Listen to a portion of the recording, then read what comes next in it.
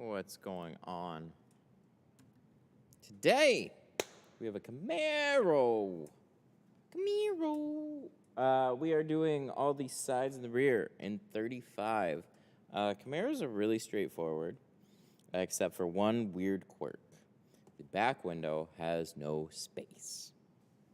That goes for people sitting back there and for tinters, because you can even see it. This little deck lid right here comes all the way up to like damn near a third of the back window. Not super fun. Is that an SS? I don't think so. He said it was the V6. But it saves him on gas right now, so he's not complaining.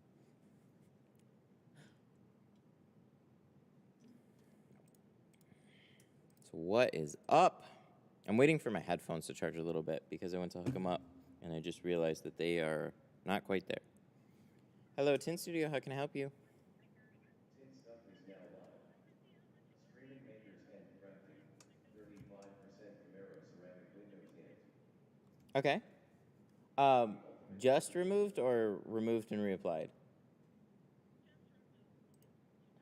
Oh, okay, gotcha. For the front window just removed, it would be $50 for the front two. It's not something I would be able to do today, though. Good morning, sunshine.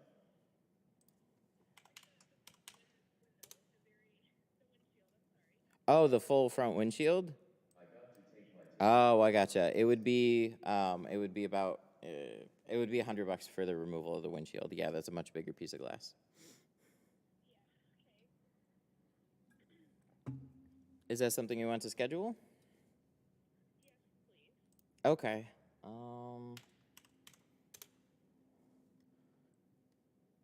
Let's see, the earliest, I know, because we're unfortunately a little booked out. That job will probably take a couple of hours to do. The earliest that I can get you in is actually going to be Monday the 28th. Okay. Does that work for you? Yeah. Okay. We can do, does 10 a.m. sound good?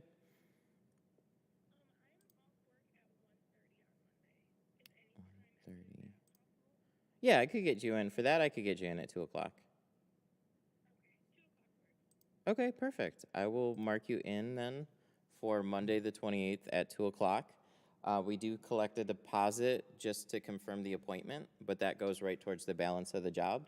So what I will do is then text you a link to our booking page, and then once I get that, you'll be all set. Okay, thank you. Okay, no problem. Bye.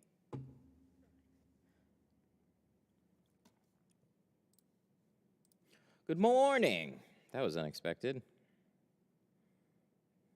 I've actually been really surprised because when you start booking farther out, like for smaller jobs, so like removing a full windshield, it really just depends on the state of the windshield. She just said it was too dark, so she wants it removed. But with the classes and everything going on next week, I actually can't get it in for a little while now. So we're going to schedule that. Thanks for scheduling your windshield for tint removal on Monday the 28th. Here is the link to deposit. Let me know if you have any questions. Studio.com/book online. There we go. I gotta take like 10 seconds and actually put that as a keyboard shortcut. I still haven't yet.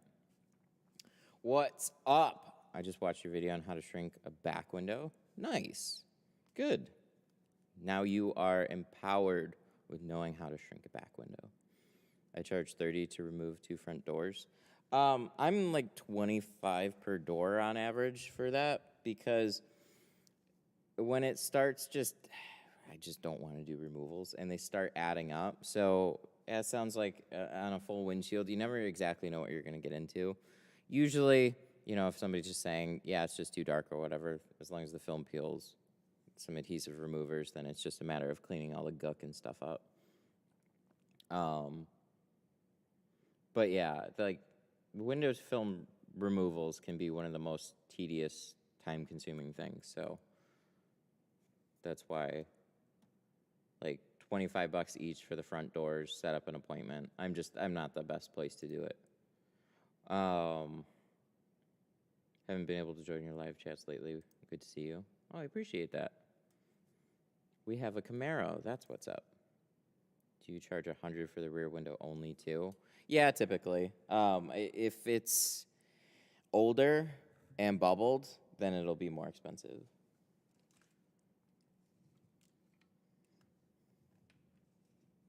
It kind of just depends on what kind of work that I'm getting into, but that's kind of like, you know, most people aren't looking just to do a back window. They're looking to do a back window along with the sides or whatever. Like, very rarely is it just the back window. And if it is just the back window, it's usually more of a red flag. Because it's like, I had one the other day that was like super bubbled up and stuff.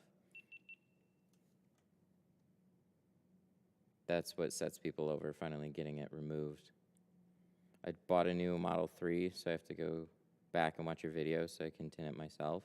Ooh, good luck. You get a special order, a 60-inch roll for that one. They're not as bad as they might seem. It is a lot to shrink, but I wouldn't say it's necessarily like super hard to shrink it. It's just kind of like a lot of film to deal with. You can do it. That's awesome, though. I should get a Model 3 as an example car. It's kind of a lot for an example, though. But it's one of the best ones out there. I was trying to get my hands on the glass. I still got to call around, like, a couple of glass shops. My glass hookup, like, they do Model 3s, but it's order off of VIN only. So you can't actually get your hands on a piece of glass unless you have the VIN. And then it's like authorized or something. They have a real tight control over all of that. I don't think I'm going to do the whole back window. Oh, you gotta. I can't stand it any other way. I have to do the full thing. What do you think of me not doing Model 3s due to some defrosters falling apart? I mean, I haven't had them fall apart yet. I wouldn't take responsibility for it either. Like, it's one of those things where I would leave a disclaimer. It's a Tesla issue, and Tesla is actually fixing it. So if you happen to, at least from what I hear, so if you happen to come across one and there's defroster issues with them falling apart, Tesla should be the ones that are actually fixing the glass or whatnot. Why is this? Oh, it's not even plugged in. Huh. That's why. So I understand, but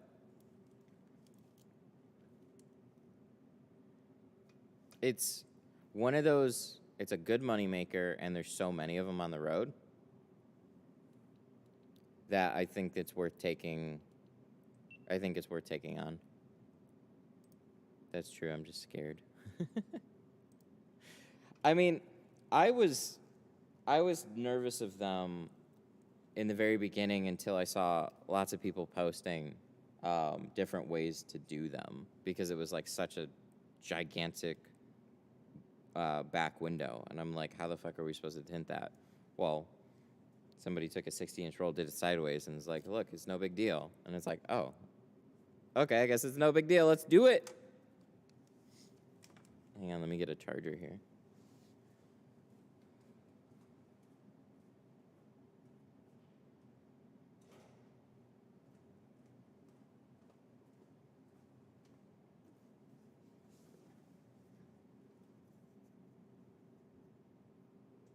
That car would look better with a 50% windshield. It would. but we're doing 35. 35 on all the sides. Okay, there we go. That is plugged in. Now I can move it to here. There's too many things. I should get that headphone or that mic charger.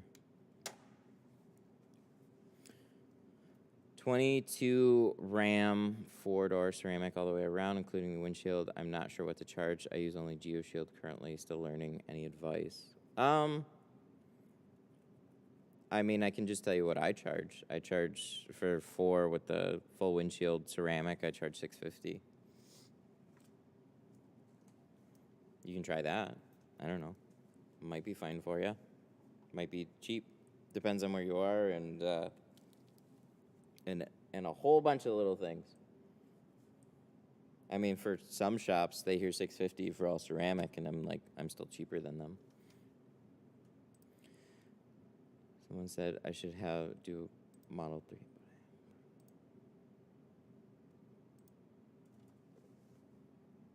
3. Oh, I see what you mean. Somebody said I should have a Pro do a Model 3, but I am Pro thanks to Matt.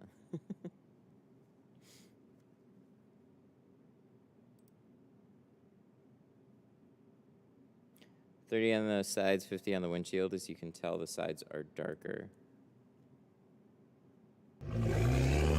That is true. Oh, cool. It is hooked up to here. All right. Hey! Sean super chatted $5. So how about that Carbon Plus? Smiley face. Let's see. We crank this up. There we go. Sean with the 5, thank you. So how about that Carbon Plus? You know, I have it, and we can put it in front of like the heat lamp and stuff. And we could do a test. I haven't had time. Literally the beginning of my week started with most of my week not being that busy, and I was gonna come in, I was gonna do a stream with it. I then got the film that day, but my whole schedule booked out for like the next 2 weeks. So I still intend on doing something, but it's a little challenging with all that. So I have it. And, I mean, in theory, I could put it on this car, but I don't like to put anything I haven't tested myself on somebody else's car and then just, like, looks good. It's not even sunny outside. I mean, it's probably fine and it's probably great, but still. But thank you for the 5. I still can't leave Super Chats on my OG account that has YouTube Premium. That is super weird. I don't know why that's the case. What's your favorite coffee creamer? Vanilla. Vanilla and then mocha. I go back in, like, it's mostly vanilla, though. Then hazelnut, but it drops off pretty fast at hazelnut. I've tried a whole ton of creamers, and they're just, most of them are like, most of them seem like they would be really good, and they'll taste really good, and then you put them in coffee, and they're just utterly disgusting. I haven't even plugged it in. Dang it. Nick Doolan super chatted $4.99. Happy Saturday. They have me tinting windows for customers almost every day now, and it's all because of you and your videos. Whoa, there's a whole bunch of them. Michael! We'll let this one play and then we'll read both of them. Michael Canon. Barbieri super chatted $5. $5 just because I haven't been here in so long and I appreciate your help. Aw. Well, I got Michael's first on my list. So, Michael, thank you so much for the 5. Just because I haven't been here so long, I appreciate your help. Aw. I really appreciate you. Thank you so much for the 5. That was really nice. And then Nick Doolan with the 5. Happy Saturday. They have me tinting windows for customers almost every day now, and it's all because of you and your videos. Dude, that's awesome. Congrats. That's super cool to hear. That's a fast way to learn. That's amazing. Thank you so much for the 5. Good luck. I'm surprised you haven't come up with your own coffee creamer. Detroit Tint Studio coffee creamer. Yeah, we're not gonna do our own coffee creamer. Shipping liquids. Although it could be powder creamer, right?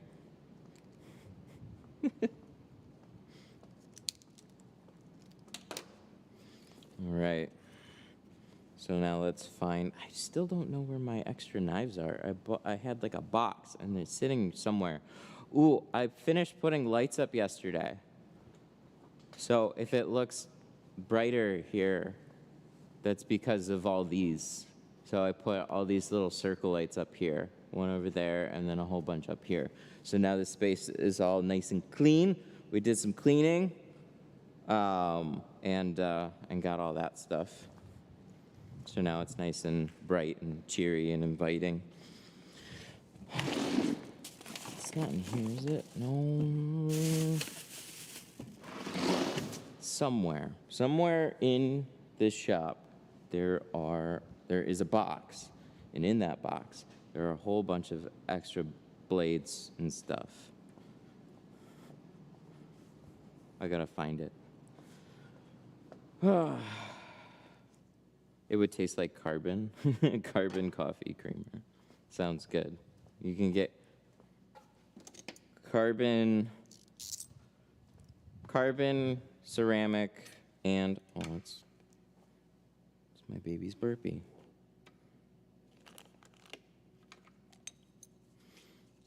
Show off the table with the kegs.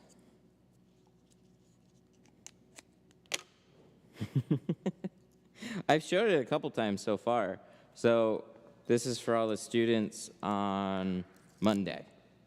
So this is what's included in the package right now, which is good tool belts and a whole lot of goodies in there. I have a video on the Facebook group detailing everything.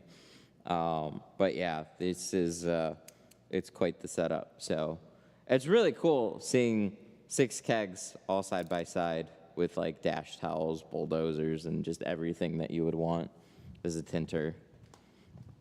We're gonna be using Geo Pro Classic. They sent over a lot of 35%, which is a pretty decent shade. I would have extra like 20%, but the world is going through lots of logistical problems right now.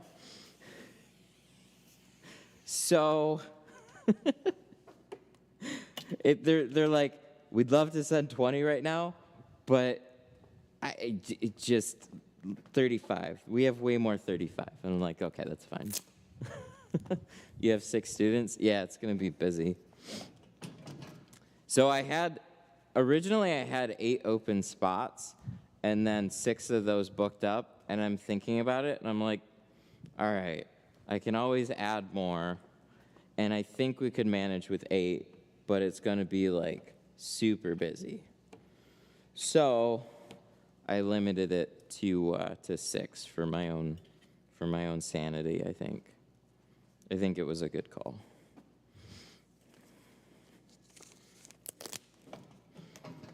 Are they going to be tinting their own cars? If they want, we'll have we have some extra space to pull in another vehicle there. But for the most part, there will be my Blazer up here, and then there'll also be a mystery extra car. So I'm sure some of them are going to be renting something, and in those cases, we'll let them decide if they want to bring it in or not for some practice or their own personal vehicles. It's kind of like up in the air with that. So there isn't room to bring in, everybody's personal vehicle without letting somebody else practice on it. So it's just, if it's for the better of the class and you don't mind, then sure.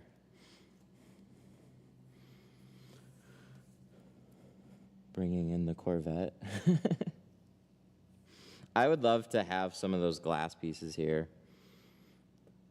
So, I was trying to get a Model 3 glass here before the class, but that's not happening.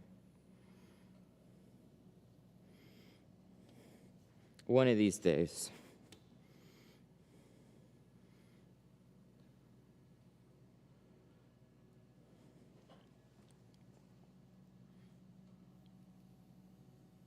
I ordered 10 rolls of glass 8 yesterday. Oh, sweet. Can't tint without it. Same here, man. I put that shit on everything.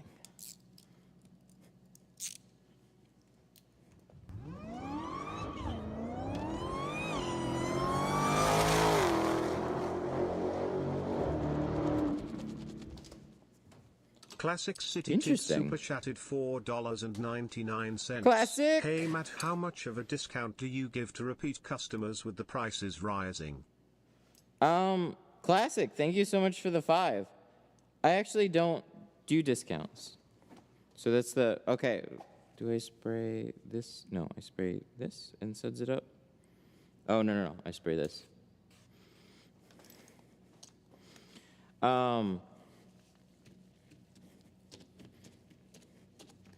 Yeah, I don't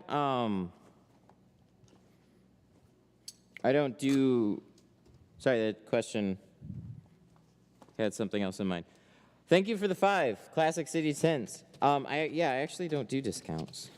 So it's one of those things where, you know, if you want to do like a 5 or 10% discount for like repeats or for referrals or something, I've heard that's a nice way of going about business.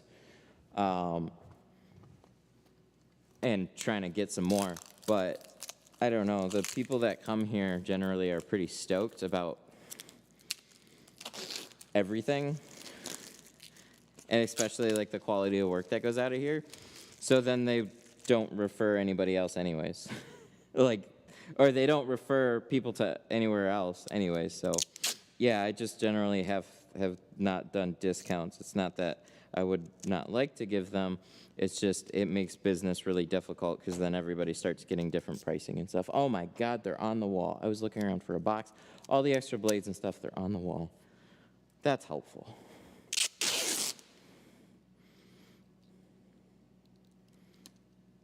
Yes, we went shopping yesterday. We got 10 rolls.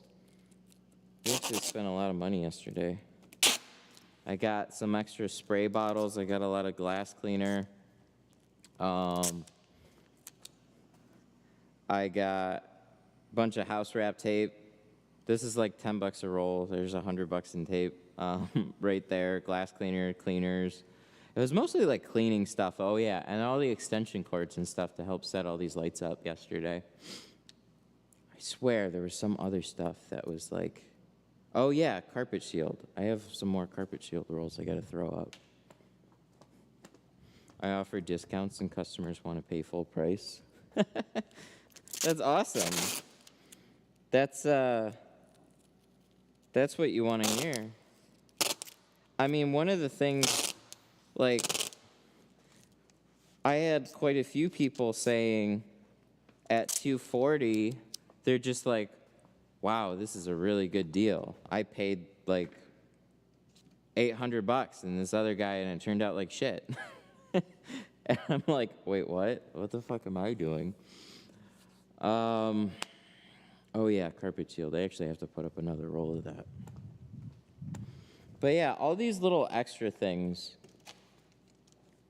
that I keep forgetting to get, right? That I slowly run out of. So carpet shield, tape.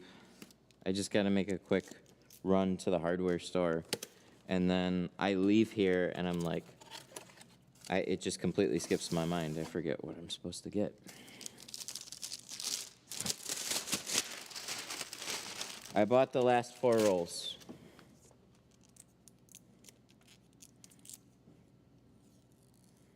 This is always the annoying part of this stuff. You gotta figure out how to put this out. And then this way.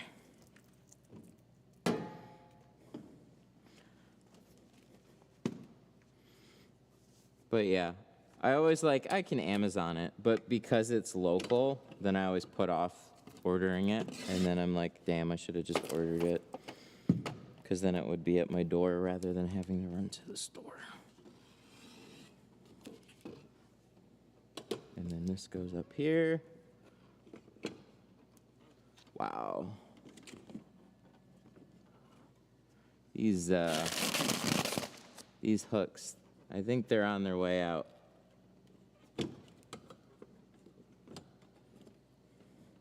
There we go. Yep, I think we're gonna have to replace some stuff. This is taking a fair amount of abuse. Door panel shield 8. It's too big.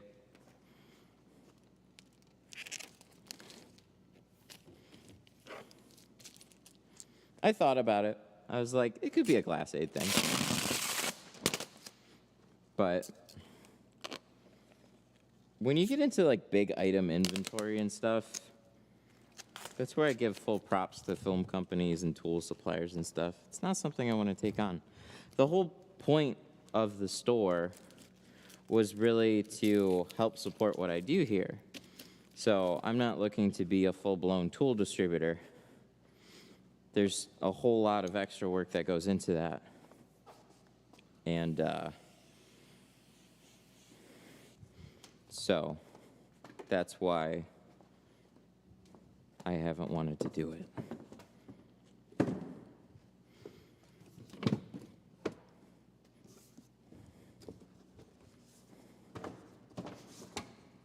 Just find thief distributor.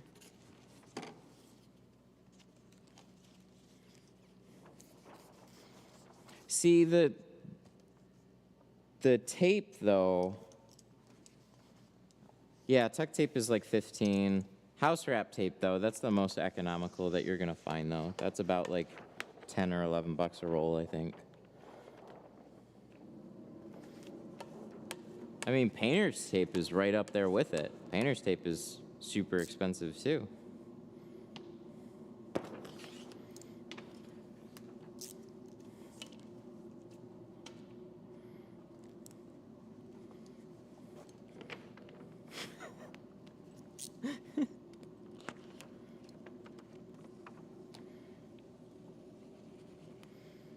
Oh, glass cleaner, that reminds me. I got Sprayway makes a liquid version of their glass cleaner now. And then I also got traditional Windex to see if I can spray some film and make it look like crap for a video, like a TikTok. How come you only use Lowe's tape? It's convenient.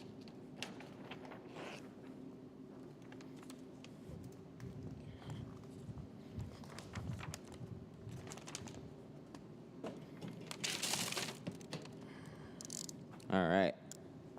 Are these corners more rounded than they used to be, or has it been a little bit since I've done a Camaro? Because that's... I use invisible glass. I haven't tried that one yet, but I've heard good things. Better than Sprayway? Sprayway is really good. Every time I show Sprayway to a customer, okay, not every time, but a lot of times,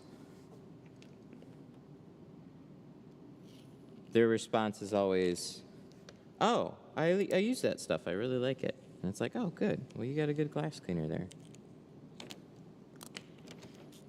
The new ones are rounded more. I thought so. It's been a minute since I've had one in here, but I don't remember them looking quite like this.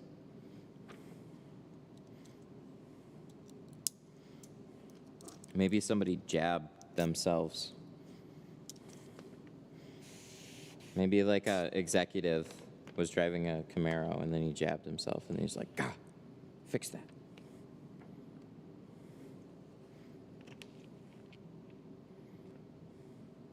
It's dangerous. Try invisible glass. It's tint safe. I really like it. I'll give it a try. next time I see it, which will be in like 6 months. Because I bought enough regular glass cleaner to never buy it. I'm just kidding. Ah, shit. Come on.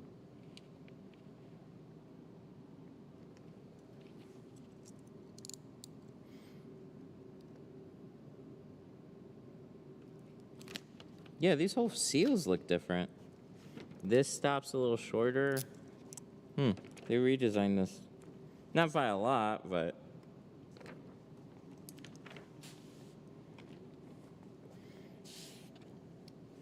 Griots, griots.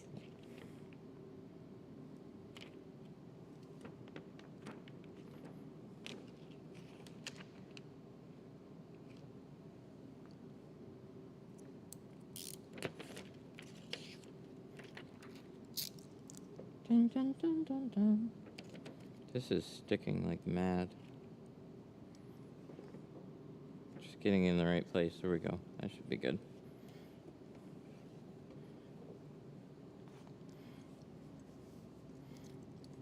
I was surprised how well Lexan ceramic shrunk. Have you tried it? I have not, but that's good. I still wouldn't trust clarity on ceramic being that cheap though, but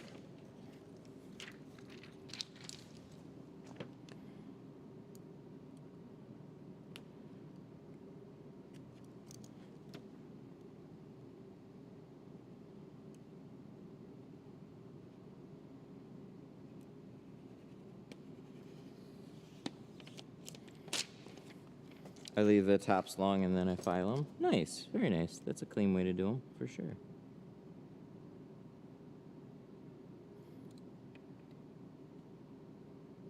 It's been a while since I've touched Lexan.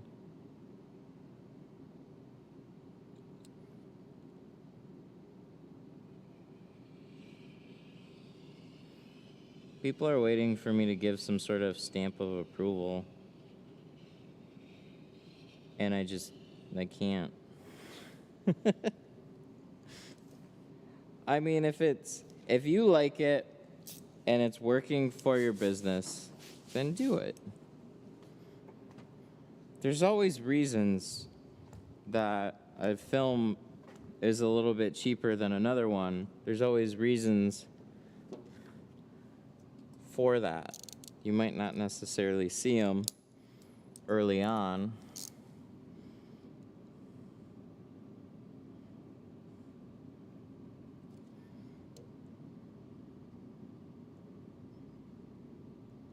So even if film looks all right, shrinks well, and you stick it on the glass and it's good, it's like, okay, now you got to wait a couple of years, and that's what really scares me. Because what you're saving on film, I mean, you should then put it in a pool for potential failures, and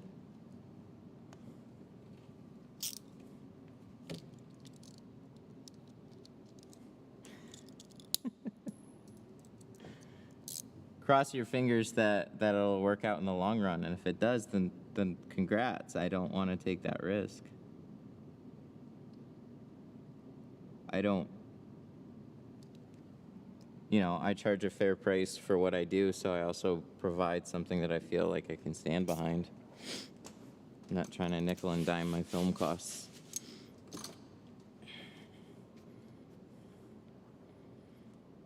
Start over with this car. I wasn't here. Why did you not cut these together? So we had a frameless car that we did yesterday, and when it comes to frameless, you can definitely cut them all together. I remember I used to do Challengers and Camaros. I used to like double cut all my frameless, and on some cars it's totally fine. Every once in a while, actually it's happened more than every once in a while, but when it came to like some of the earlier Camaros and Challengers, I would double cut the frameless, and this seal was in a different spot on this side of the car from that side on the car. One was always shorter than the other. So then I just got used to cutting them individually. And it's one of those things where when it's frameless,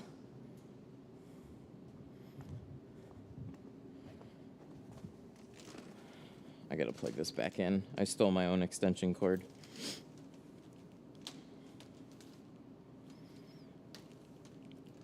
Frameless, you know, you're always looking at the top edge of the glass, so I want it to be as clean as possible. And in this case, there's only 2, so it's not that hard. So you can. I just have a little extra time, so individually cut them and try and make them that much better. Even one window from the other side can be different, one side to the next. It's cool to see a respectable chat last night. I was watching live poker, and they were all being dicks.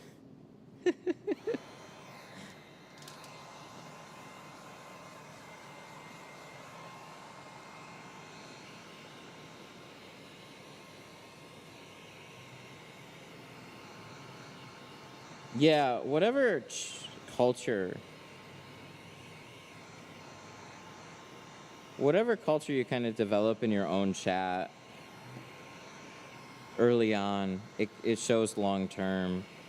So also growing really fast can kind of ruin those things too. And some subjects are just a lot more toxic than other ones. Poker's I'm assuming a lot of gamblers, so hey.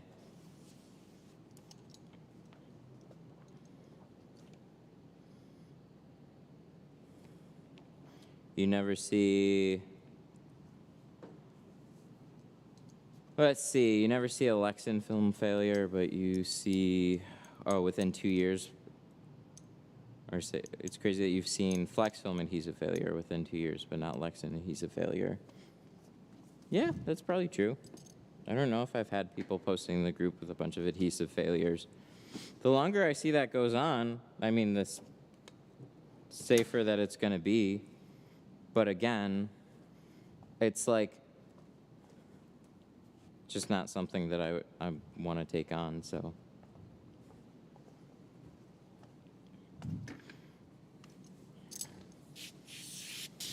Everybody's always looking for that silver bullet film that doesn't cost anything. Doesn't cost anything, but then they'll charge less. I bet I could see film companies get free film and still struggle with their business. Because it's like, film cost is not the worst cost of your tint business. I mean, what? You're spending, like, an individual busy tinter with good film will probably spend 10 grand in a year on film. So cool. Saving half of that, you spend like 5. Neat. Film cost is just the biggest recurring cost that you really see and feel, but it is not the biggest cost of any tint business at all, not by a long shot. Employees always are.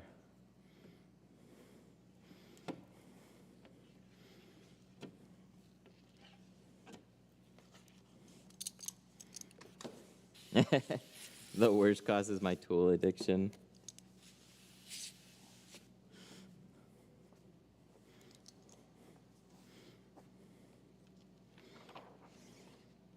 I was pretty stubborn about tools for a while.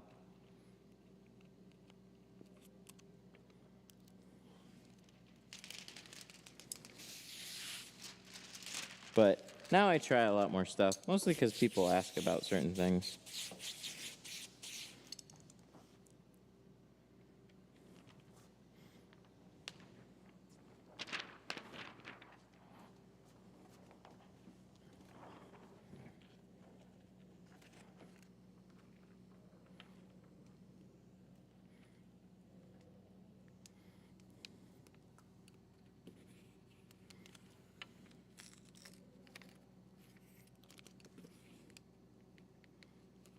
Expel is blue.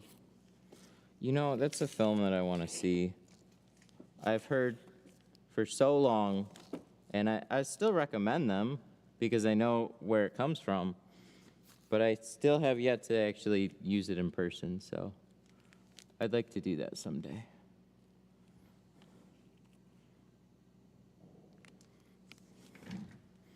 I think I might leave this long and then trim this side off.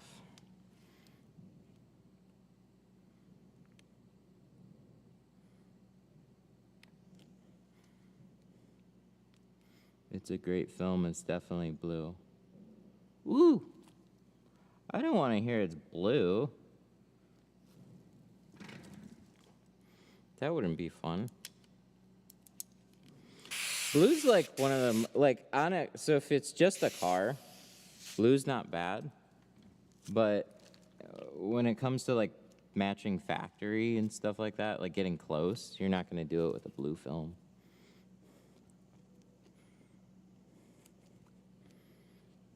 That's what really annoyed me about 3M Color Stable, too. We would have a couple of people asking about 3M. And that shit was blue.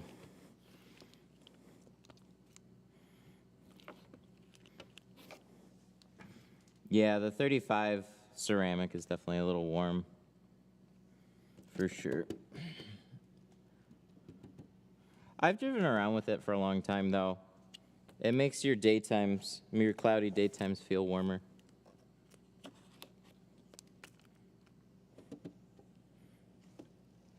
But film looks are all personal preference, too.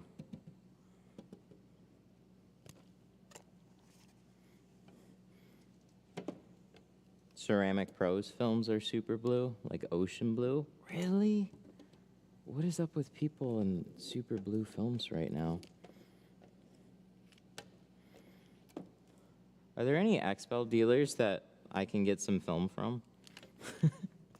I really want to do like Apex, XR Plus, and like some other high-end film comparisons. That would be really fun. Yeah, we're gonna leave this long. I was trying to round this corner just right, but I didn't quite line up. It's a little rounded.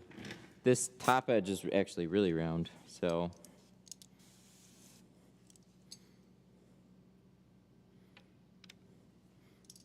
Blue hues increase visibility. Isn't it yellow?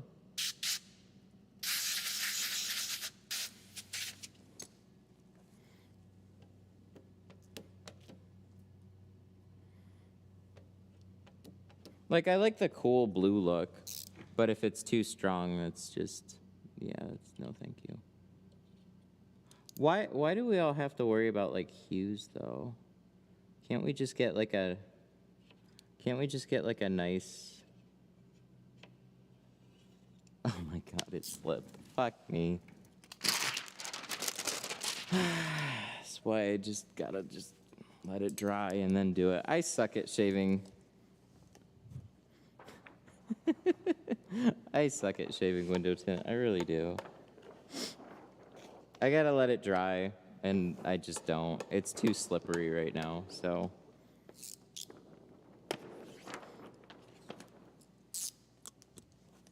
I've tried the file.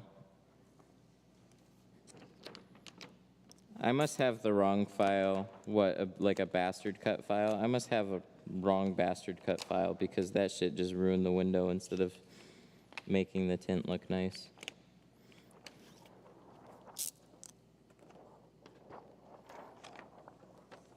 You need a file. Yeah, send me a link to the file that you use and I'll check it out. But people would be like, yeah, just get any bastard cut file. And I did. And then I dried the edge of the window. And then it made it rough as hell. So you need a single cut file. That was single cut, bastard cut. That's what it was.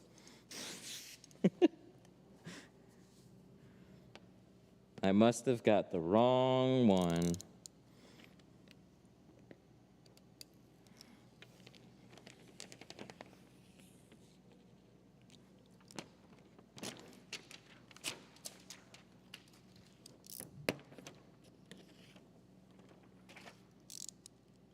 Yeah, so filing's pretty common. You dry out the window and then you do it. The main reason I haven't really invested much time into doing it is because I kind of wanted an all-around solution for framed windows along with frameless. I didn't want to just give frameless a bunch of special treatment or anything, and then leave out my framed windows too. But it seems like the best way to file framed ones are going to be, honestly, bottom loading it and then doing it. Because you just try to roll that stuff up with a slight gap at the top, and you just ruin the window. This window's really slidey, too. It was really sticky trying to get, like my film must have had a couple dry spots because I was trying to get into place and it was just being a dog. But now, on the inside, it's sliding all over the place. I need to change this now because I jacked this blade up. I've been loving the tri-edge. Good. Aren't they awesome? They turned out super nice. Why did you switch from 30 degrees? Because I discovered ultra-thin blades. So you can still get an amazing cut with a 30-degree blade. The ultra-thin carbon blades are also super, super good at cutting edges. And like, you know those little like slivers that you can get on your window?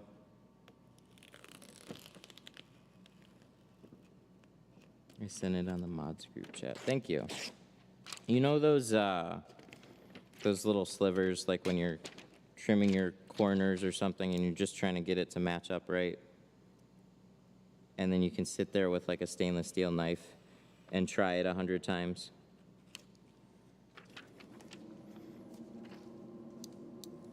And then you dig too far into the tint. That happens to me with stainless steel sometimes.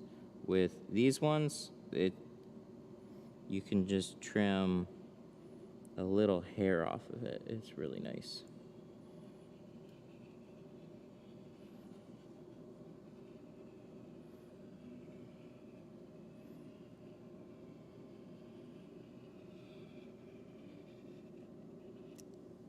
How long for shipping to Canada? Canada's shipping is, I can't guarantee anything on times.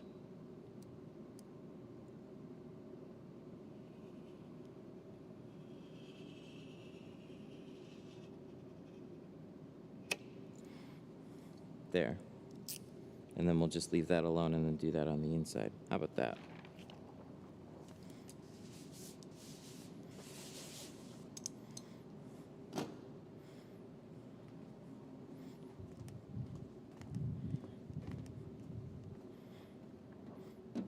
So like with the carbon blades, these ones, like this corner, not hard to cut.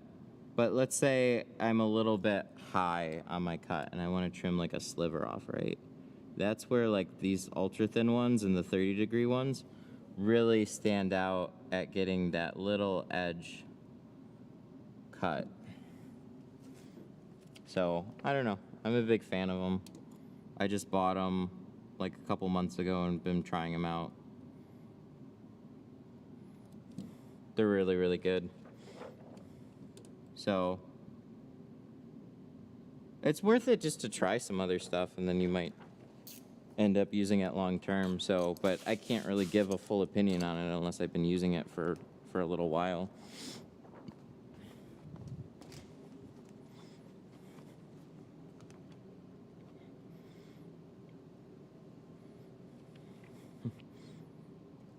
Ultravision 50%.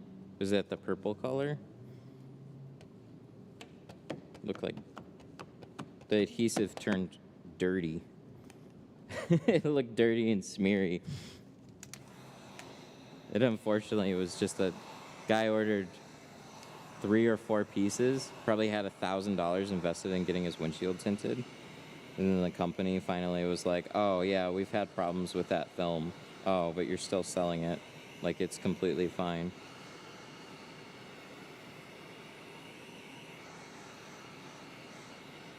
I have zero confidence in ultravision. I don't know.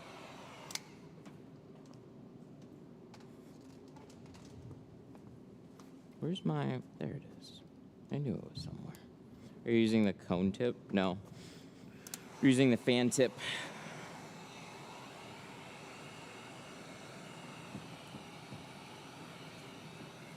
Can I put like a split end on my sprayer and then just use both at the same time? So...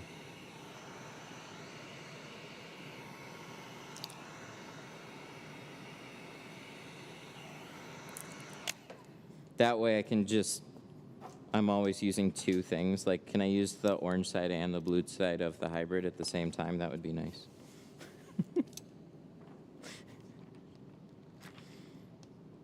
Then the questions will change too. Why do you like both sides?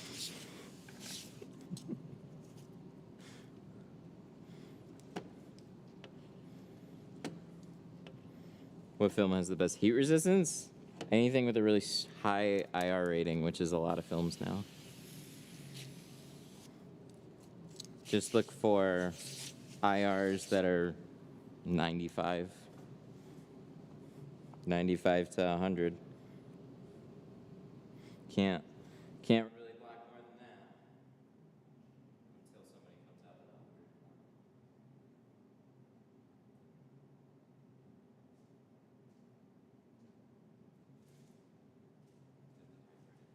Or better yet, I'll just tape two shorting handles together. Or I'll just put both in the same handle. How about that?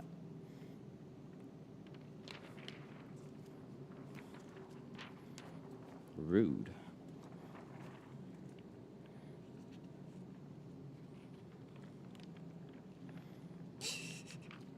Yeah, the spam has been really bad in the group lately. I've been deleting a ton of it. It's been super annoying. I don't know where it's all coming from, but it never stops.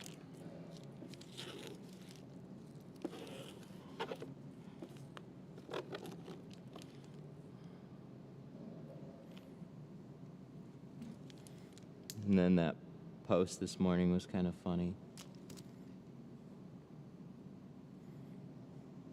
Inevitably, there's a couple of consumers with good questions, and they're like, "Is this acceptable?" And then everybody's like, "F you! Get out of here! This is for tinters only." And I'm like, "It is? I didn't think so."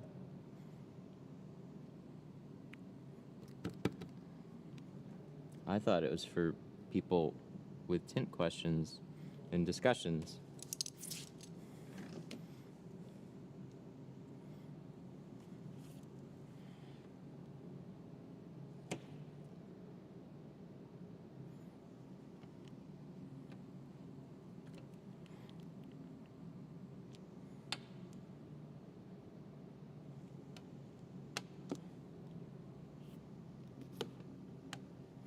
So there's this guy that got a $500 tint job, and it just looked terrible.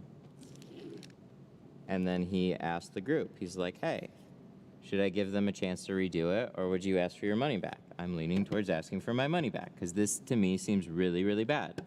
And there was a lot of people that are like, "Whoa, I thought this was just another regular complaint. This is horrible work." It's like, yeah, there's that stuff out there.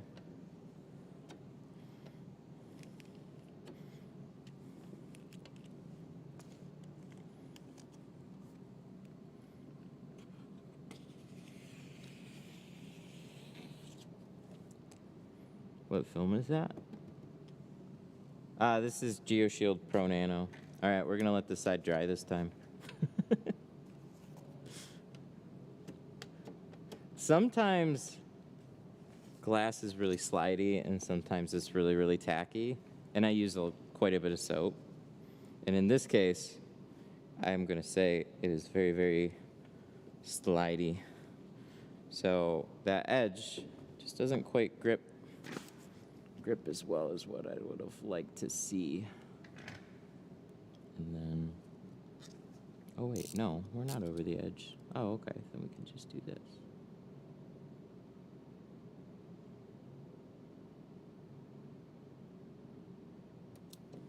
There. I must have slid back.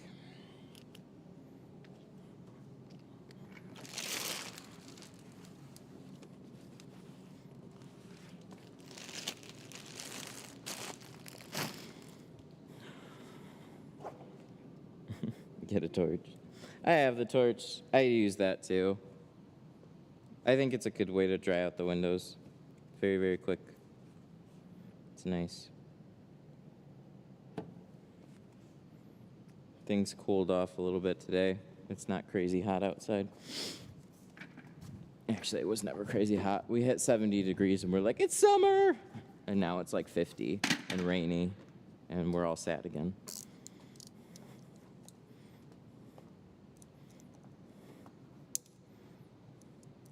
Can I still apply tint without a heat gun or dryer? No. I mean, you can, you're just not gonna like the results. We don't exactly do it just for fun. Everything that we do is kind of out of necessity.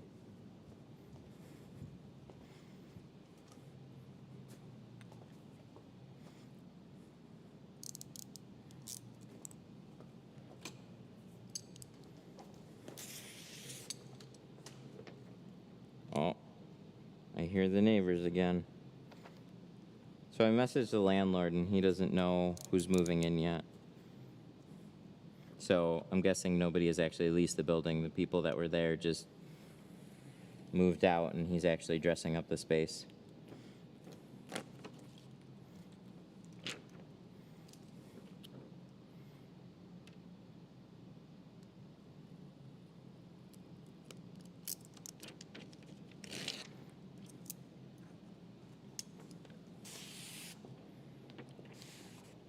The Harbor Freight heat guns are 15. Ooh, man, inflation's really hitting now.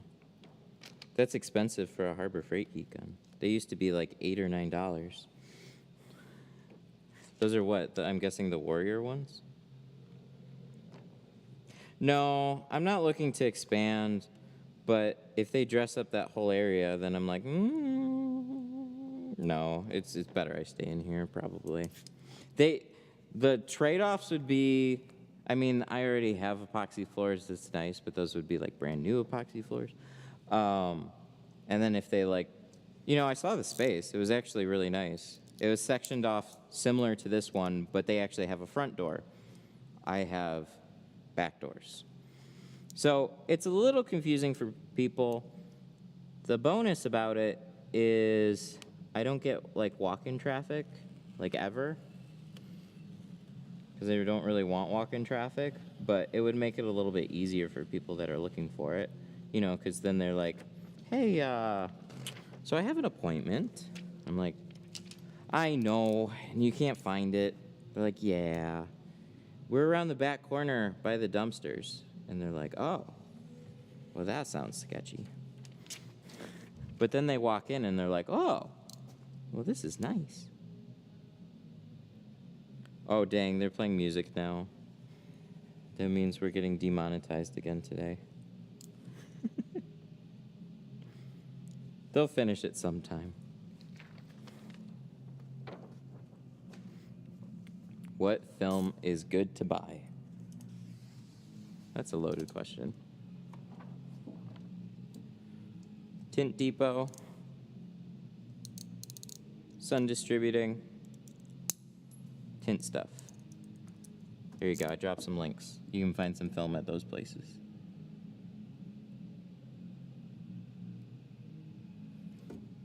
It's like, okay, do you know what really drives me crazy too?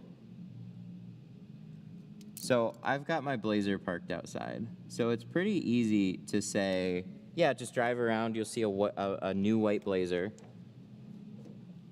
I have to say new white Blazer now.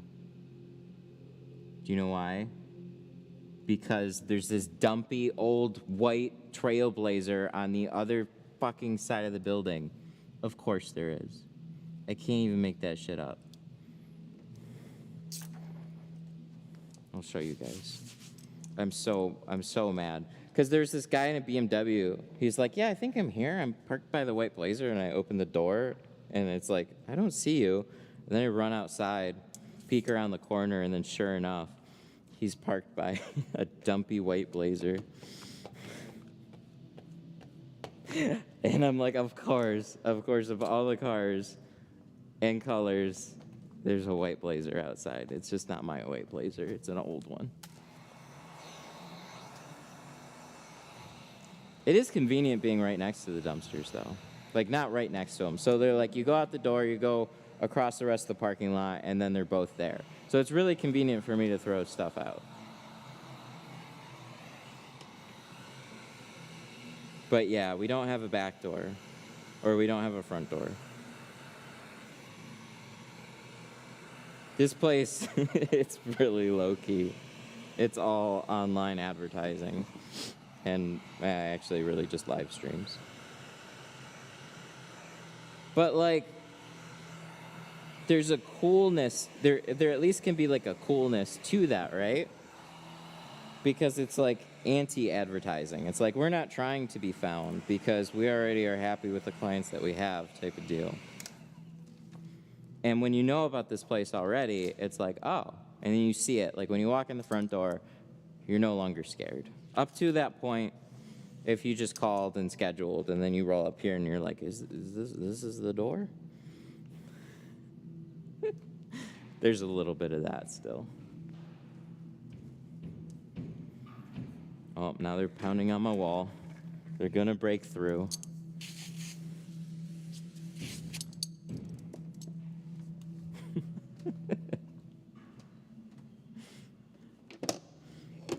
YouTube's gonna hear the music being played.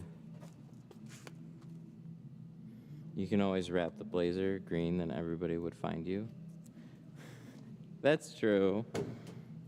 I'm thinking about trading it in, though. I mean, aren't they gonna pay me to trade it in right now or something? I don't know. I haven't even asked. But we leased it July 2020, and then cars started getting hiked up the next year, so I was thinking about trading it in for something else.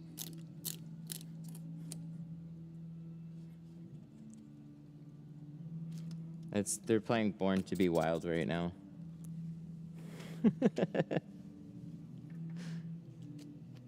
They play classic rock next door. But at least they're not the official neighbors yet. They're just still working on the floors.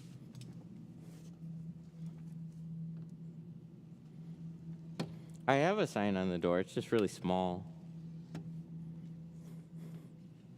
It was something that... See, you always got to put, like... I put too much dumb thought into that stuff. And then nothing ever gets done. So, like, Nick was like, hey, I bought you a sign, a magnetic sign for the door. And I'm like, perfect. And then I just never did anything else.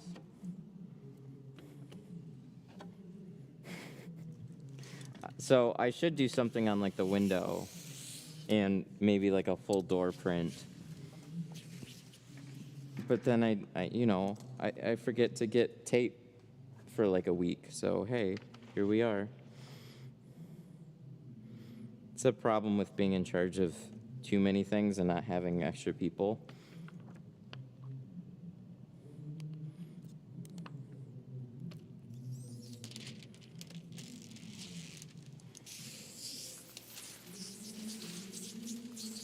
Oh, you're welcome.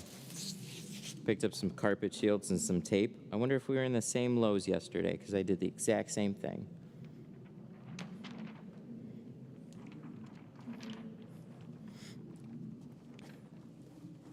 Why did the carts cost $230 from Sun Distributing? Because it's an indie project from another tinter, and they decided to help support it, and that's what they cost. I didn't know they were that expensive, but They're all cut out of like acrylic or something and put together. I stopped by there to pick up all the carts, or to pick up all the kegs and some extra tools. I spent so much money there the other day. You guys want? You guys talk about like a keg being expensive. I bought 8 of them and 8 dash towels. I bought 8 sets of everything. I spent like $4,000 in tools there earlier this week. They had this big crate. And they were, I guess, all those cart things. They're really, they're difficult to ship because there's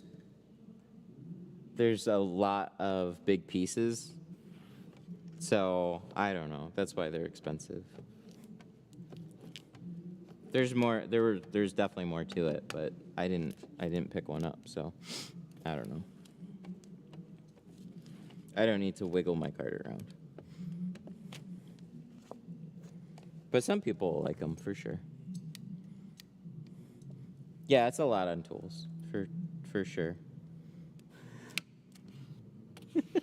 It was just like, yeah, Avery belts, I need 8 of these, I need 8 of these, I need 10 of these, I need 8 of these, I need 8 of these. And like, I had like a roundabout idea of what stuff would cost. I'm like, it was just kind of going at it like, yeah, we have money to do this, right? And then you get the bill and you're just like, yep. That was a lot on tools, but it'll be fun. You can't put a price on that. But yeah, really, I went initially, like I've always gone to just like what I need and outfitting just for me. Now it's like, let's try and outfit a shop of 8 people. That's what scaling looks like.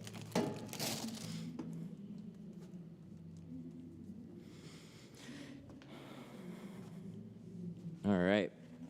So, this one, it looks really nice and very clean. There's this pool of water right here, a little bit, that I'm just pointing this out because this will happen to people.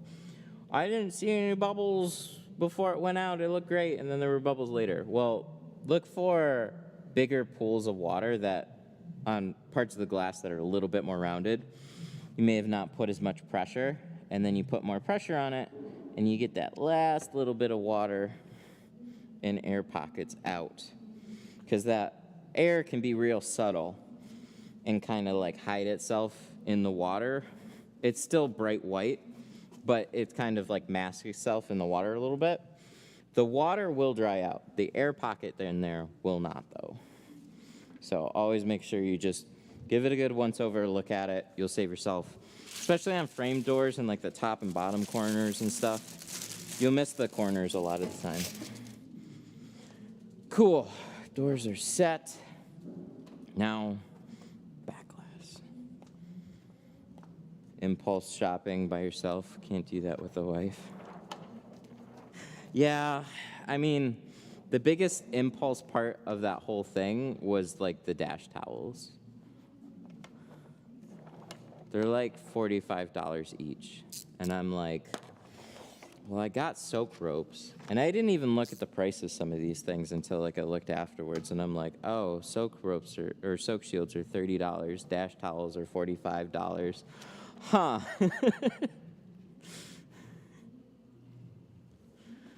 It's a little bit expensive, huh?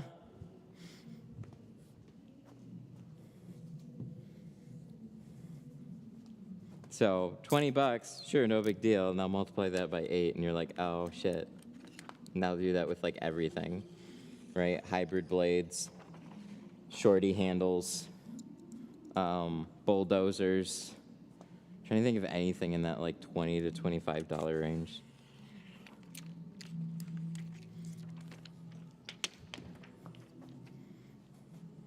The good news is some of those tools are mine, so like the glass aid, the clay bars, the tri-edges, some of those I'll save a little bit because I sell those things too, so I get better pricing on them. But all the other stuff is like, that's not stuff I sell, so I'm at Sun Distributing's mercy on that.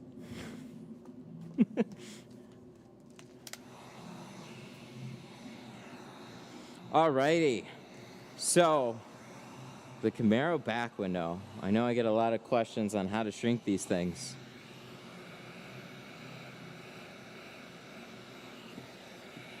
Why didn't you give them the handles that you have on your site? Because the shorty handles are better. I could save a little money with those plastic handles, and they're actually perfectly fine. I just like the shorty handle better. And if we're giving away the hybrid, it's like, it kind of deserves to be in its own shorty handle. I don't know. But yeah, I could save a little bit of money there if I really wanted to, but now at this point I think it's too late.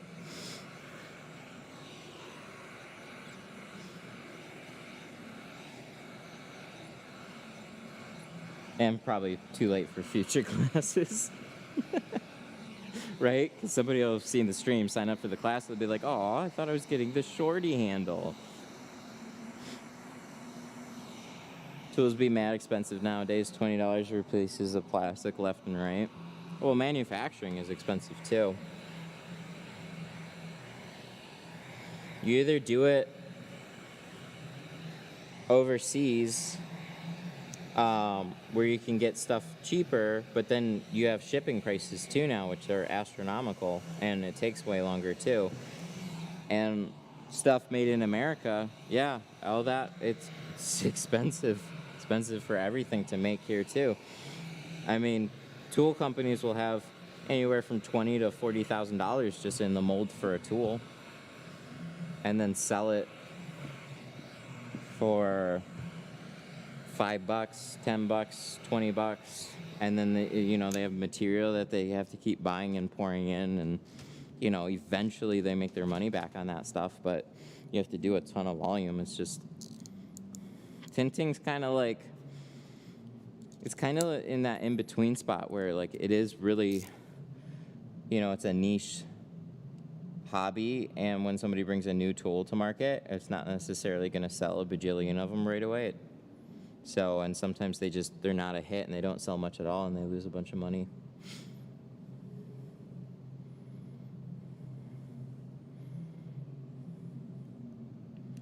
Bringing something to market is really expensive, and then scaling that thing is really expensive too. Scaling is tough.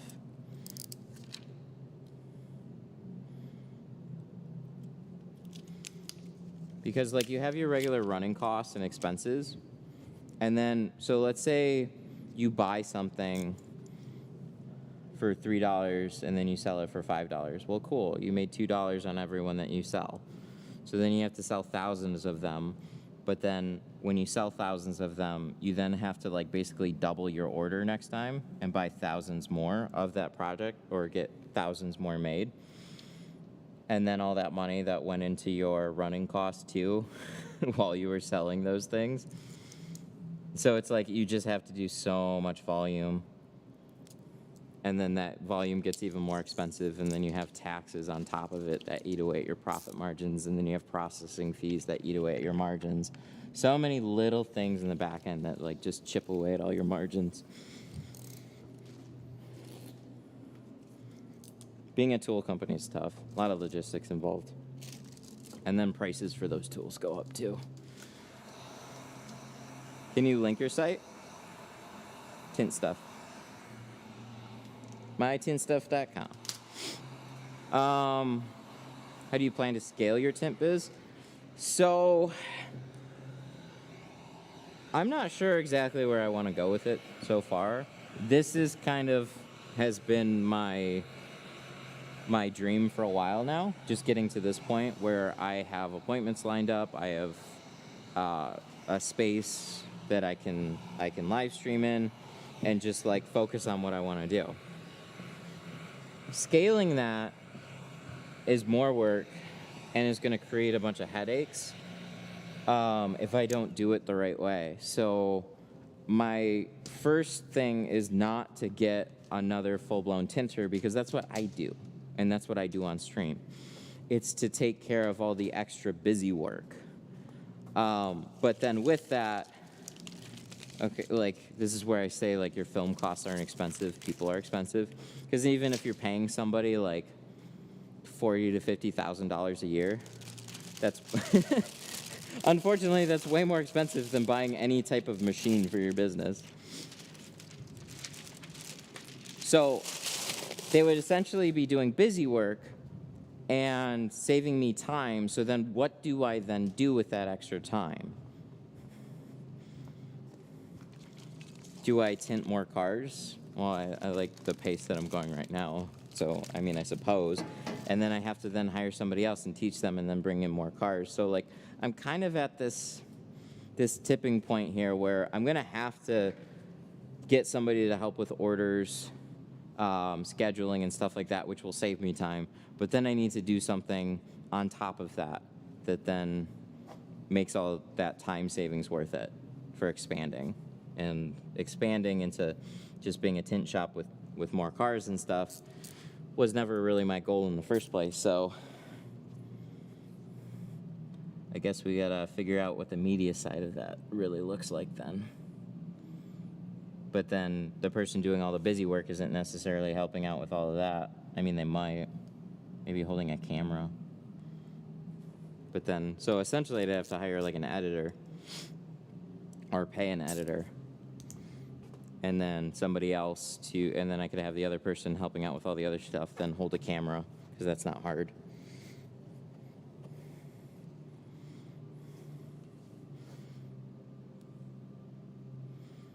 But yeah, I don't want to grow in the same way a lot of shops want to grow. Because then I gotta teach somebody how to tint right. And that's all well and good, but then they want to be their own tint shop too, and then I'm stuck in the same problem again. And then you got to go back and forth in teaching, training, pulling in extra work, relying on them to do it, and then they decide to leave, and oh shit, I don't have a replacement. Now we cut down production, or we do something else.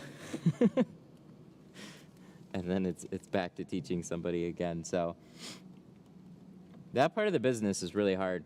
If you're not streaming and you're just tinting, teaching somebody else on the side is still a lot of work, but it's a little bit more, like, you have more time to do it. Because then I can have somebody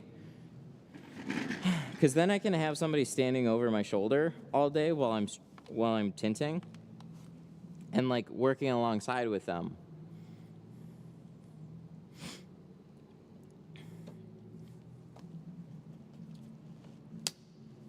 Mad respect for how you set up your tint business. Thank you. Yeah. Would you ever plan on selling the company? To who, for what, and what did not really. I mean, I've had that question asked, like, would you sell your channel for $1 million? And then I'm like, what would I do then? I have money to go do something else, but, like, I don't know what else to do with it. And $1 million is, don't get me wrong, a lot of money, but it's $100,000 a year. And in a couple of years, that money's not going to be around anymore. So it's not set up for life money. So I don't know. I'll buy it for a nickel. Yeah, so back to the Camaro. There's no room here at all, like, whatsoever. There's just no room. So this is going to be real hard for me to show exactly what's going on with this headset, because this is... It's a tight fit.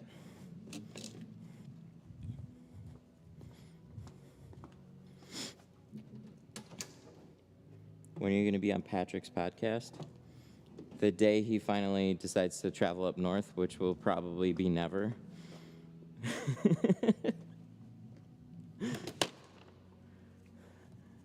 Probably not for a long time. We've had plenty of like internet discussions and stuff. Like we've done streams and stuff together, but actual like sit down side by side. Probably not for a long time.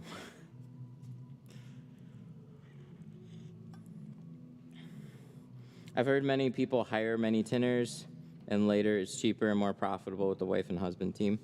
So hiring tinters is really, really hard. That's probably one of the hardest things to figure out in the business as a whole.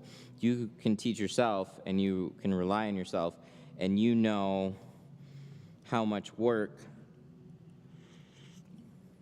everything takes, and it's your business, so you care a lot about it. Hiring somebody to help out, well, it's a job to them, and they have their own dreams and ambitions. So some people will want to stick with you. Let me rinse this off. Some people want to stick with you, and there's a lot of people that won't. So teaching somebody how to tint just takes a long time and is really frustrating.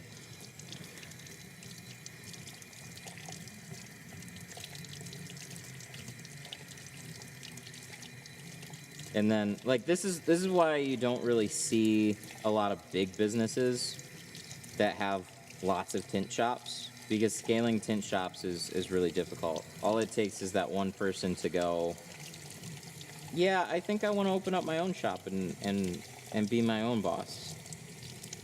And then they do. And then the shop then that taught them is then now trying to start that whole process over again, and something that takes years of time and patience to learn is then thrown out the window, and they don't have that time to then make up for somebody. And you can't just go hire somebody. It don't work like that. But there'll be a point where you can become more of a revolving door to where you're pretty sustainable, but you always have to look at and prepare for somebody else making an exit.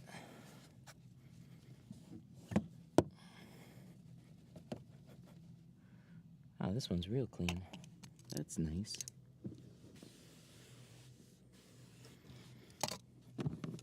So, for anybody looking to scale a tint business past themselves, I wish you good luck. That is not my specialty. I can give advice, though, on what I've seen, but my, actually, yeah, I've watched it firsthand at my dad's shop, and he still has to deal with that. You know, somebody is just like, yeah, this other company's gonna hire me, and they're gonna pay me more. And then all of a sudden, the shop that has you is like, oh, shit. Now I gotta look at how much money they were making me, and I got to raise their salary, but I still need to make something off of them too.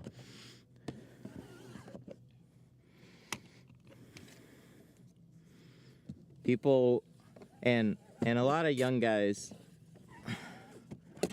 are, you know, still learning about the business, and that's all perfectly fine. You learn with years and experience.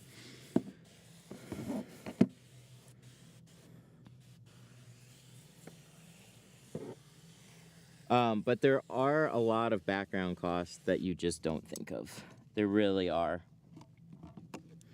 From taxes to insurance to just general overhead to supplies, materials, just having the space and paying your team to hang around and sometimes literally do nothing while you wait for the work to get busy.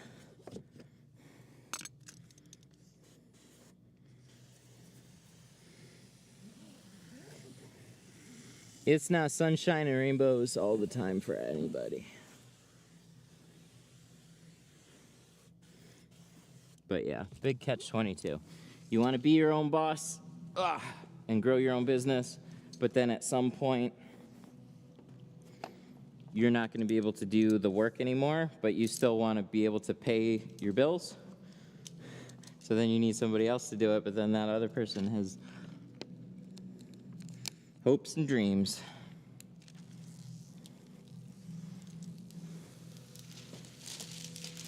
Okay, so I am going to do my best to get this in there and squeegee it out. It is nice that it's a very cool day. Let's weigh that down just a little bit. That helps a lot. So if you can just keep that, oh, well, that's not really working now, is it? If you can keep that seatbelt out of the way a little bit, that'll help a lot, because that seat doesn't give you much room, and I don't like reverse rolling these.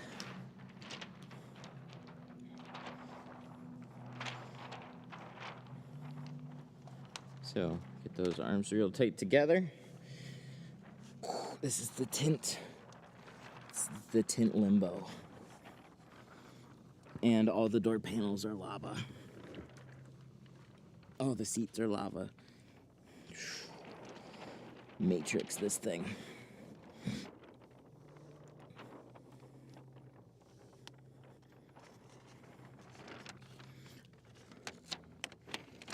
Why don't you like reverse rolling the back?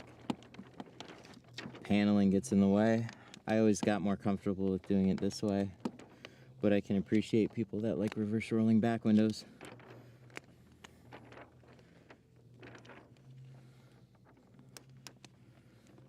Mustangs look very similar to that too, where you just kind of have to like do these crazy like limbos and stuff.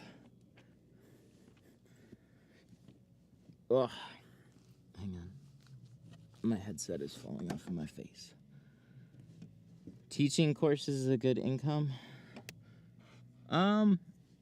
Yeah, so I'm doing classes.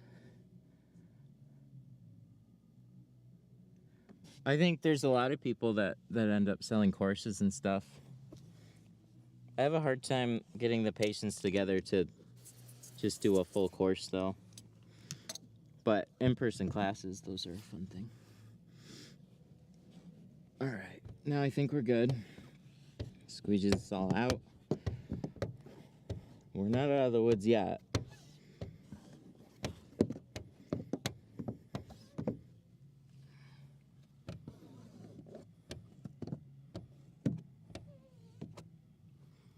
But yeah, I think if you have a shop and you're looking to make some extra money, I think doing your own set of classes, I mean, I think there's definitely demand for them. It's just being found at that point. It's not a bad way to pull in some extra money.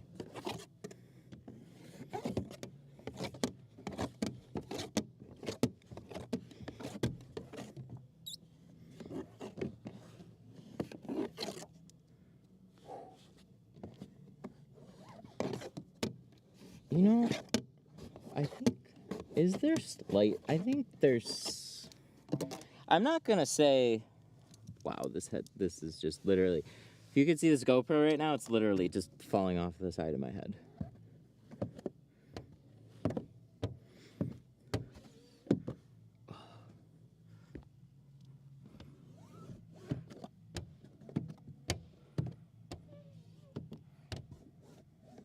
I think there's I'm gonna say a crazy thing.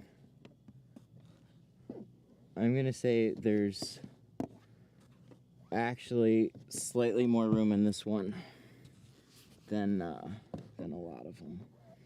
I don't think this deck lid pushes up as high, but that being said, they definitely don't make it easy to get your hand back there. But they definitely changed some stuff up. Oh my God, I can't.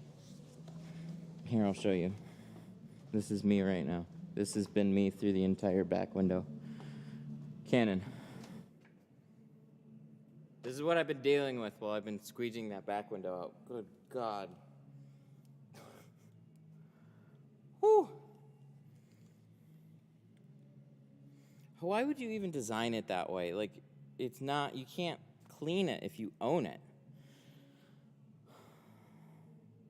there's a gap at the bottom. I'll check. I didn't think there was. I sure hope there's not. Do you have nephews that you can train to keep it within the family? Well, I have a son. He's 16 months right now. So his training starts on Monday.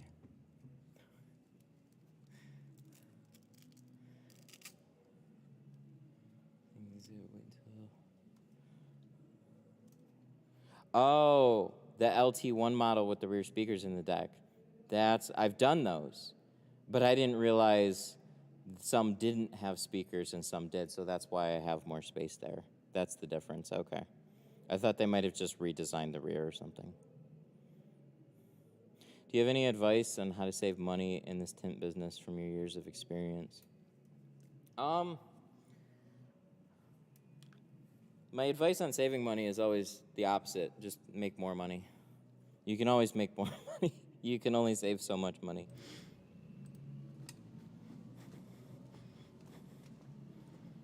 There's always something extra that you can do, or something different, or a different way you can look at your business. Don't keep doing the same thing over and over and try and pinch some pennies and stuff. But, you know, first thing people like because there's not a lot of meaningful things there. If you short yourself on film, you risk redos down the road.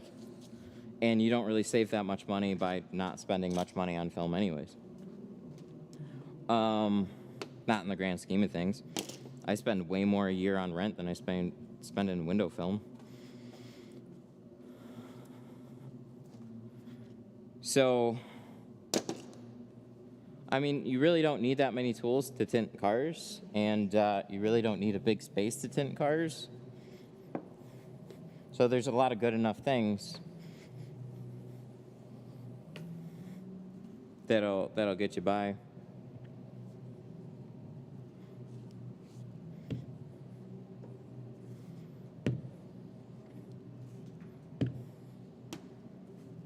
But I say, shoot in the other direction. Make more money. Don't try and save money.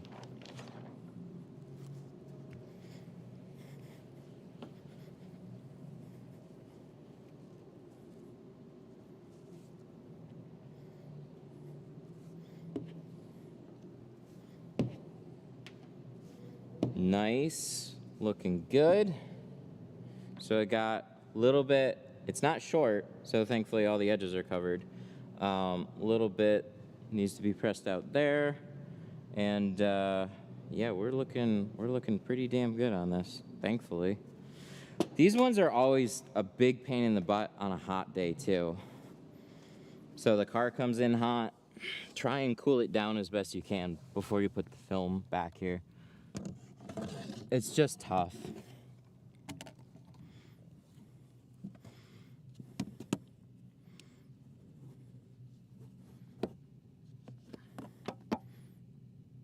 Oh. Get down as far as I can for that. And then just...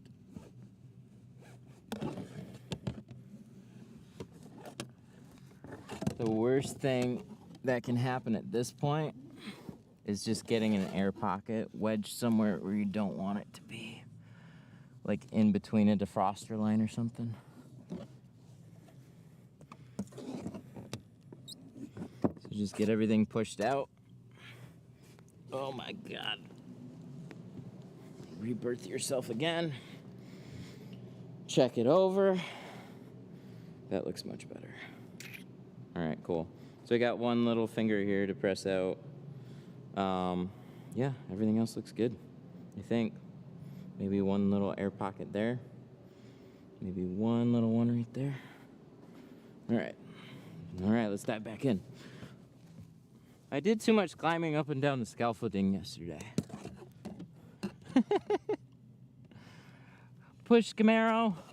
Push. Congratulations. It's Matt.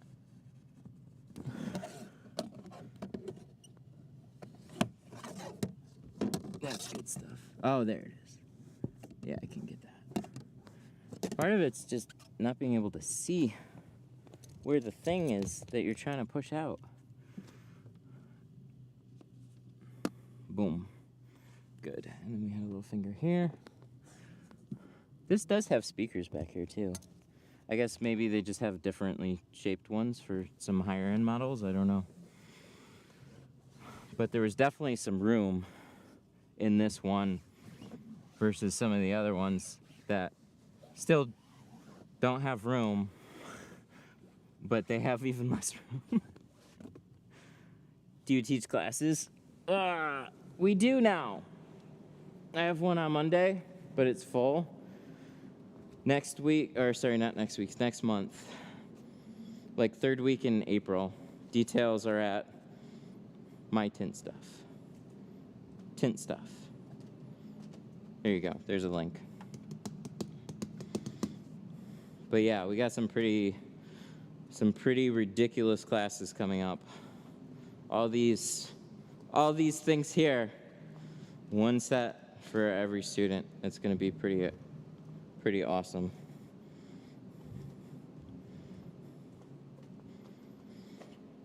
All right, I'm tired now. I'm gonna go home and go to bed.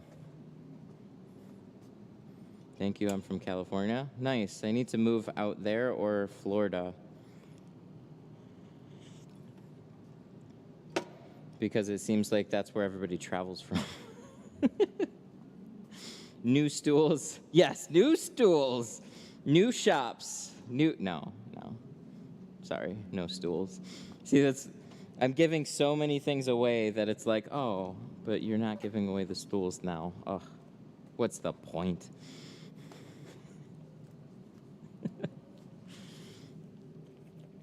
Come to Cali. That would be nice. It'd be nice to take a trip out there.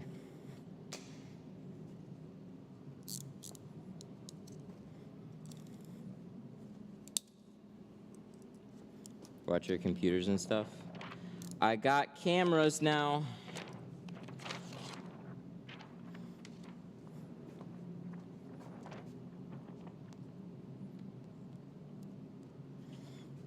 I got cameras and a DVR.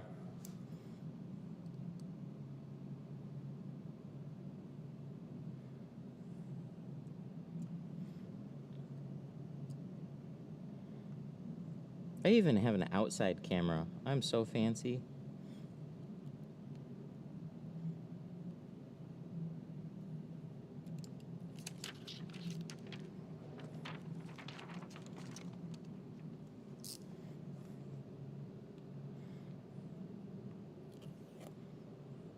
No, I'm giving so many things away that they don't have room to carry anything else.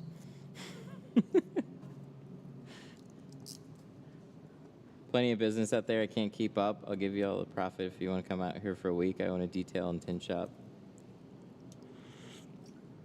It just sounds like I gotta work more. I appreciate it though. I do that here. I tint all week and keep the profit.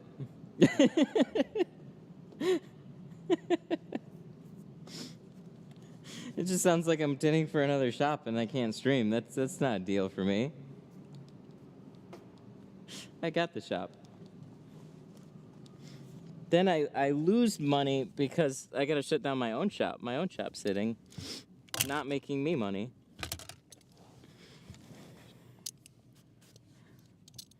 We can charge more out here. That is true. What do you start for a full car there? And it's beautiful. Okay, those are like tangible things there.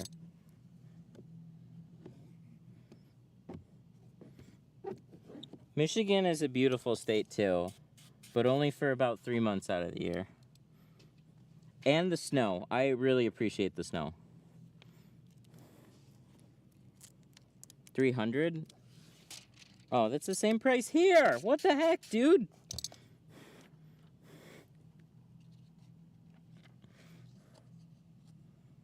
I start at like 300 here too.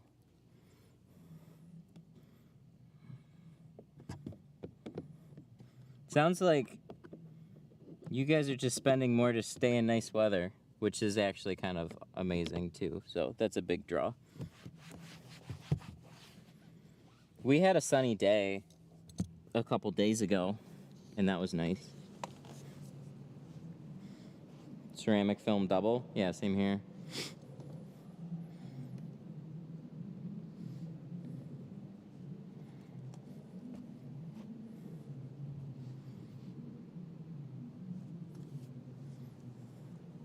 Where did you purchase the screen stools? Amazon. Believe it or not, the green was not the only reason I bought them. But these are pretty awesome. So, these ones have some wider casters on them. They're about $50 each. They're reasonably light. They're not the cushiest thing. And I don't know how long this this stiff plastic seat cover is going to last, honestly, but they seemed about the best value option for like around the 50. Can't go too cheap because they have like some Amazon basic ones and people are posting how they just fell apart. I'm like having other people sit on them. So, you know, like if a stool falls apart when a student sits on it, like that's not a good thing. The last for the class. Exactly. That's what they're supposed to do.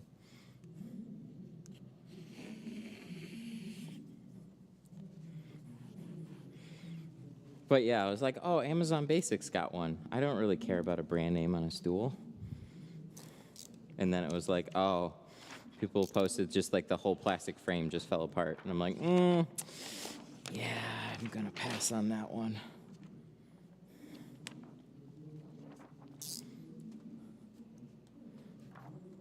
I'll be signing up for one of your classes, though. Can't wait. Oh, nice. That's super cool. See, I don't need to travel out to California anyways.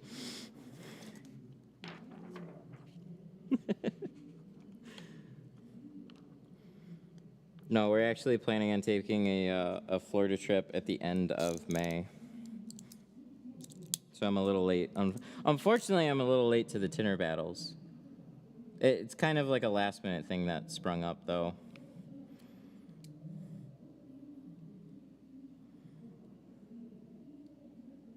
But, like, we don't have... You know, we only have so many opportunities for, like, actual trips out of state now. It makes it especially difficult with a 1-year-old because there's so much more that you have to pack, and it's really annoying traveling out of state with a 1-year-old because of all the extra things that we have to bring along with for him. And he's not exactly like super travel friendly right now. So it makes everything tough. It's hard to go, like I can't really go to like events and stuff right now. So any of the trips that happen now are really for like family stuff. Which when you sit in Michigan for long enough, it's nice to get out. Especially the winter. We're so over it being cold. Cuz it starts to get cold. And then you go through like Thanksgiving. I'm still not sure about that. Thanksgiving, Christmas, and the holidays, and then you get to like the end of January and you're like, okay, that wasn't terrible. And then February goes forever, March goes forever, and you're just like, okay, can I just have like some nice weather, please? Can we just like go outside? That would be nice. Can we just go? You get so cooped up.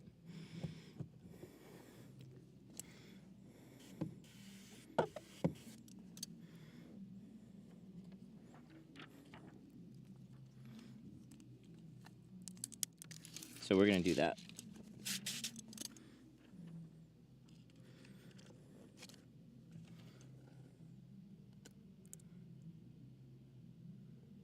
There we go.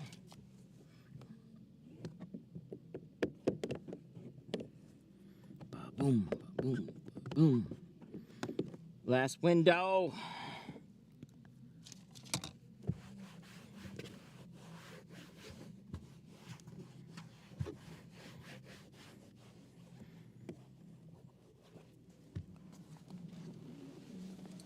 Ugh.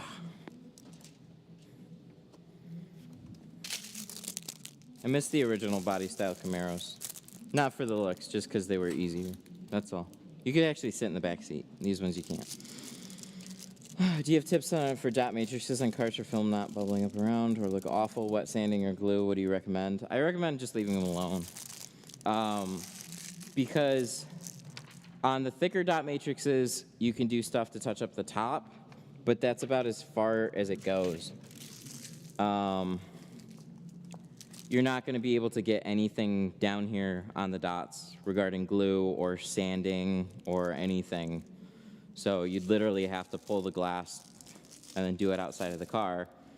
And then most people, you know, they get the price of the tint job and that's expensive enough. Canon. Canon. Canon! Wow. There we go. Hello, Tint Studio. How can I help you? Hey, what's up?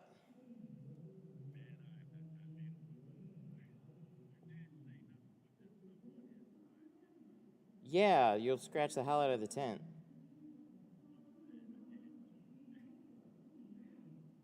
Oh, man. What? How many windows did you put it on? How many windows? Like, is it just one window?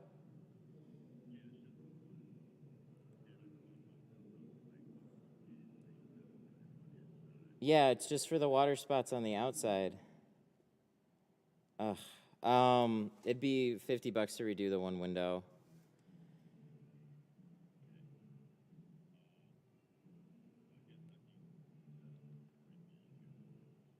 Okay. Shoot. That's not good.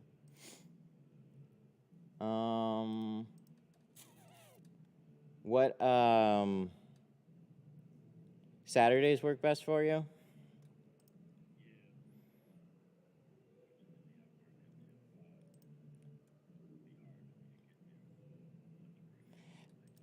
You want to bring it in next Saturday since it's just the one window? I could get you in at about 2 o'clock. Okay, I'll mark it in my schedule then, and then I'll see you next Saturday at 2. All right, yeah, no problem. I'm sorry to hear that, man. Yeah, it was just the outside. Did the rest of the glass clean up pretty good, though?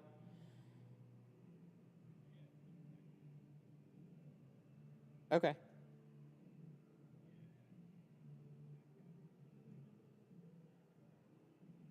Uh-huh.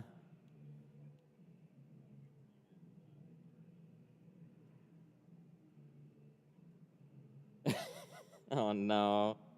Yeah, see, that would be, like, those type of imperfections. That's, like, what you would see on the inside is, like, scratches, scrapes, anything, like, surface is really, like, it's a rigid plastic, so it's going to show scrapes and stuff like that real bad, but it should be clear to see through, so, but, yeah, that's no good. All right, well, I'll mark it in my schedule for next Saturday, and then we'll get it taken care of. Okay, no problem. Bye.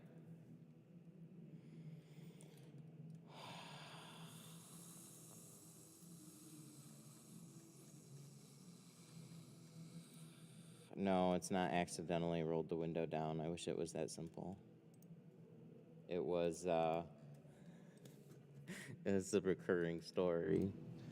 So there was, guys, does the Audi brake light ring a bell?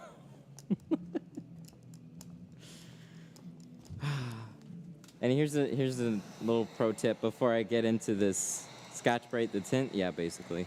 I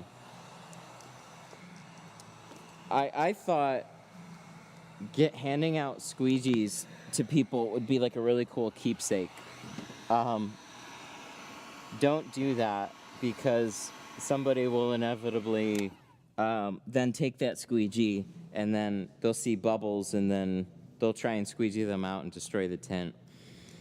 That's not what happened here. So what happened here was a while back we had a brake light on an Audi that I had to remove, and I should have been smarter about it.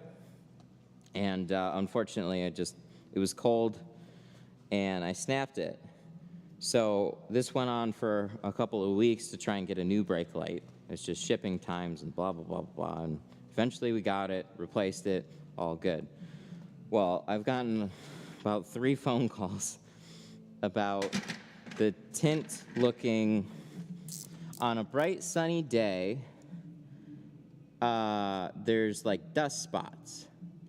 And I'm like, man, this really doesn't sound like a tint thing. It sounds like a glass thing. But it was one of those things where like he never noticed it before. So it seems like it's the tint. So I had him bring it in today, you know, because he was supposed to bring it in another day, and he's like, man, I fixed it. It's all good now. I just cleaned the glass extra, and everything's good.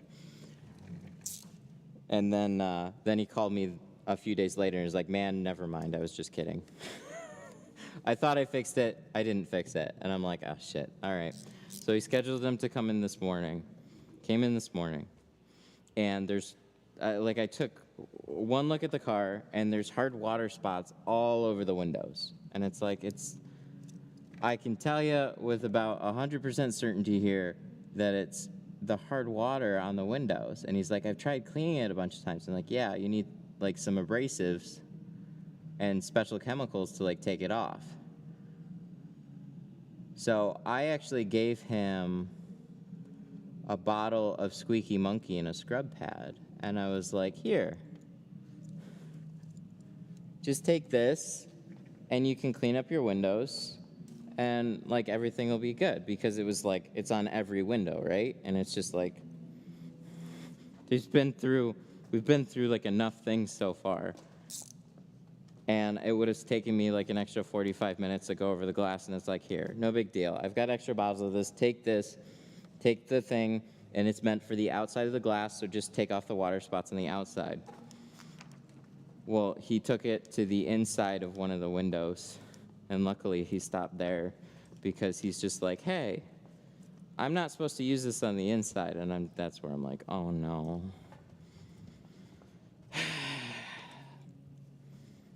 Give somebody too much power.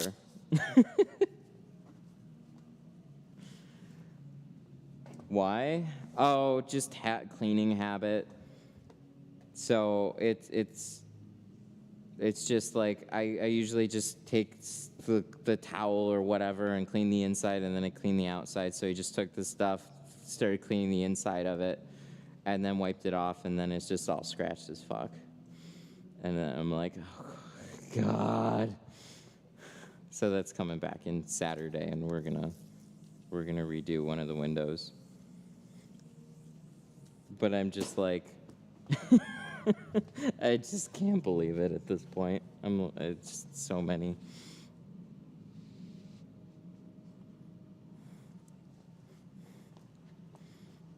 So many things. So that's the latest, and one of these days everything will be all set. And I thought that was today, but that is not today. That is going to be another day.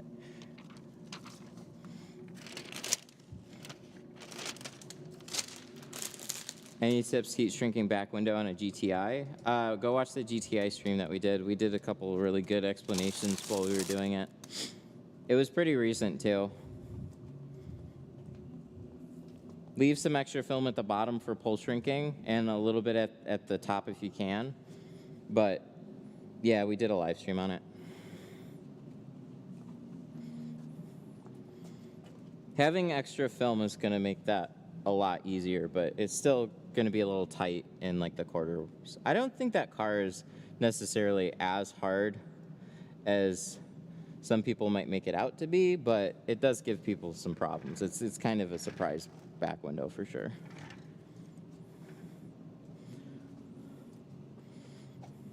I will offer up $650. I died a little inside when I heard that. It's like, I'm only supposed to, because it's like,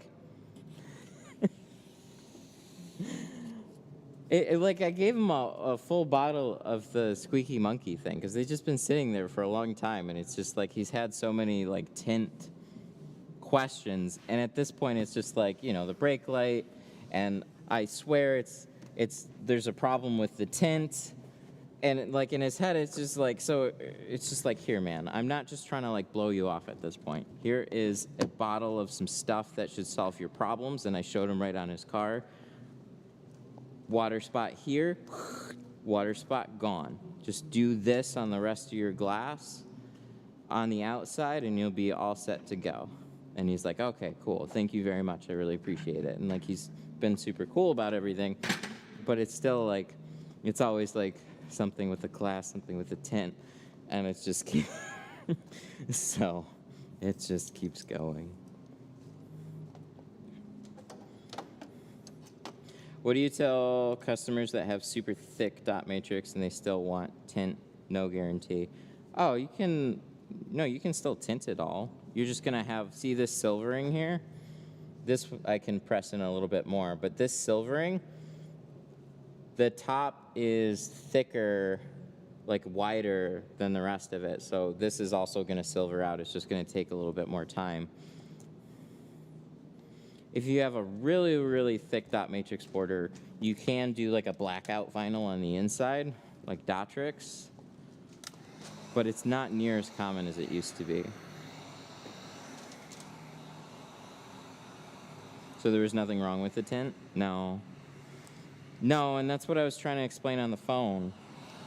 I'm like, man, it sounds like a glass issue. And he's like, I don't think so. And then I took one, like it's a cloudy day, so you can see all the imperfections on a cloudy day. And thankfully it wasn't raining much at all, just lightly sprinkling. So it's like you take one look at it and I'm like, oh, it's the water spots. But you know, like, so a tinner will look at glass and kind of can pick apart the layers of what's going on there, right? Because we look at it all day. Just like a detailer will look at somebody's paint and they'll see little swirls and stuff like that, and they'll go like, oh, this paint's terrible, it needs to be fixed. Where a regular person will look at that and see like a nicely washed car, and they'll just think like, oh, this is just how it looks. So I can see it right away. Water spots there, and water spots is a pretty easy thing to point out, but gave him a little demo with the chemical there, and it's just, this is water spot be gone. And I would have told him just to go find one.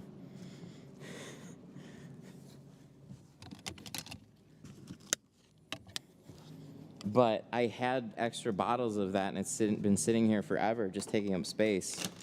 And I'm just like, here's a bottle, here's a scrub pad, go nuts.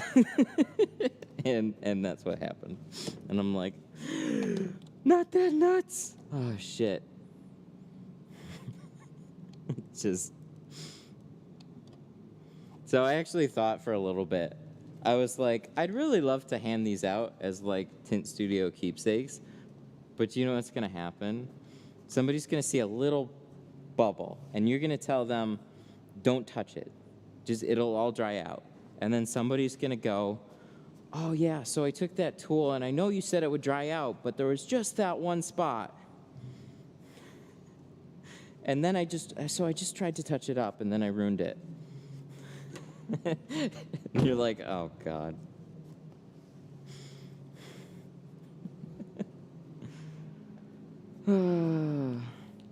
Chemical Guy's water spot remover. Can they buy that locally now? Is there like somewhere I can send people to just go get it?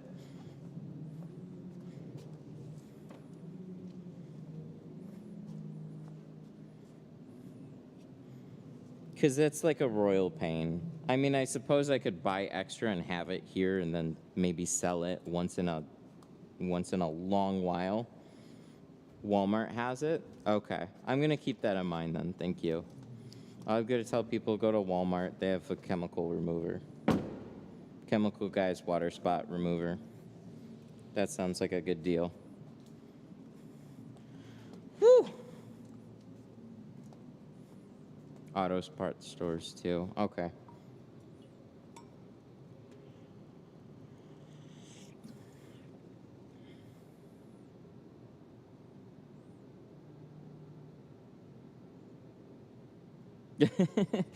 So I want to sign up for a class. Never been to Detroit. I've heard and seen it can be dangerous, low-key nervous. I might get mugged. No, you'll be fine. We're not in Detroit, so it's the Metro Detroit area. Somebody sent me an email yesterday asking for, like, hotel and information and whatnot. Canon. I mean, if I was genuinely concerned, I wouldn't live here. But yeah, that's the unfortunate thing about the Detroit name, is it's more known for the thug life than classy living there. So I'm in Sterling Heights, and Sterling Heights is pretty okay. But if you go a little bit more, what would that be? West, just a little west or a little north to like either Rochester or Troy. They're like a couple of the surrounding cities. If you go farther east or south, you start going more towards Detroit. So if you go a little bit more north or a little bit west, you get into Troy and Rochester. Those are much cleaner. RGC super chatted $9.99. RGC! Nice job, my man. Shit. Woo! This is for everybody that super chatted. Thank you. I really appreciate that. Nice job, man. Thank you. Have you used Tint Depot Ceramic IR Plus? I don't think so.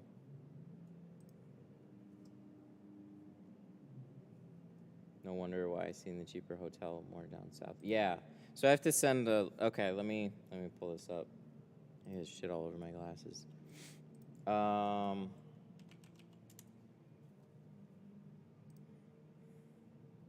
Yeah. And, hey.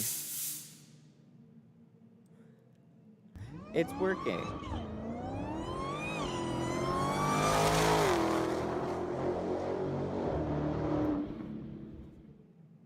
DW super chatted $5. More fog.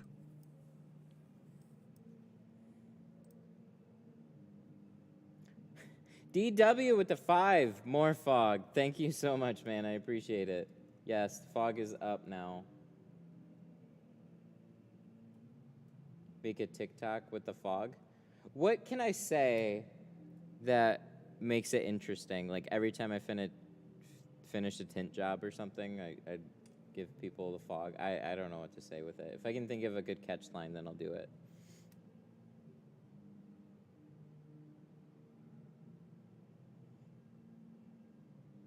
There have been bubbles all over my back Camaro window, and it's been for 3 months. They told me it would be replaced. This drives me crazy. I hate shops for this. This is so frustrating. So you get your car tinted at a shop. You have a problem with it because they did a gross job. And then they say, yeah, we can fix it. But if we ruin your defrosters, that's not our problem. What an asshole response.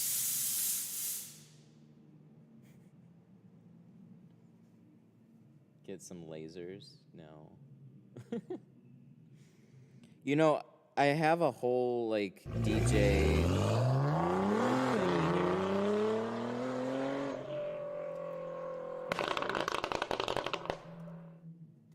DW super chatted $5. Fog.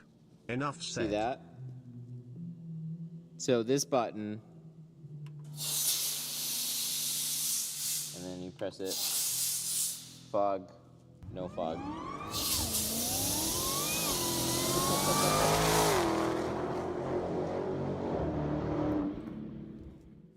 Whoa! Look at that. TH1SS guy super chatted $19.99. If Daniel got some Rayner hang was time now. donating I with like fog, it. you would be able to It's tint a quick smiley dissipating face. fog, but it doesn't disappear as fast as the other one. But it doesn't hang around as much as a regular fog. So it hangs around for enough, and then it'll disappear within like a couple minutes. But okay, so DW with the 5, fog, enough said. And then this guy with the 20, if Dana Reyna was donating with fog, you would be able to buy tint. I feel bad. I don't always have it on because there's just a bunch of other stuff that he needs to do to set it up. But back to that one question. So in most cases, when somebody does a tint removal, the defrosters are totally fine. They'll take a steamer, they'll steam it off the glass, take some scrub pads, and some glass safe scrub pads and adhesive remover, and then they can clean it up. But I get really annoyed at shops that say that. What should I do about my Camaro? And is it easy after 3 months to take off without damaging the defogger? It's generally pretty straightforward to remove. Defrosters, so it's often a blanket thing that most shops, or that a lot of shops will say for removal. It's just like, we can't be responsible for a defroster issue. But it gets so overplayed. On the vast majority of cars, it's totally fine. As long as they do it safely and they're not like taking razor blades and scraping it off, which I don't imagine that they would be. So as long as they use like a steamer or whatever, so maybe just ask them how they remove film, and then you should be totally okay. But I think that's just a total shit thing to say to somebody after you've messed up their back window. So if you have a bad job that you put out and then they're like, oh yeah, well we can redo it, but if we ruin your car, we're not responsible. Like, fuck that shop. That's so annoying. Because, like, you paid for it to get done, and then you either just live with it or, like, it's like some cheap shops, they'll actually charge to redo windows a lot of times. They told me they would use a steamer to take it off, then you'll probably be fine. In the vast majority of cases, it's just an extra little thing to help cover the shop for a liability like that. But what really strikes me as shitty is that, like, they put out a bad job and now they want to hold you responsible if there's a problem with it. It's like, just fix it, please.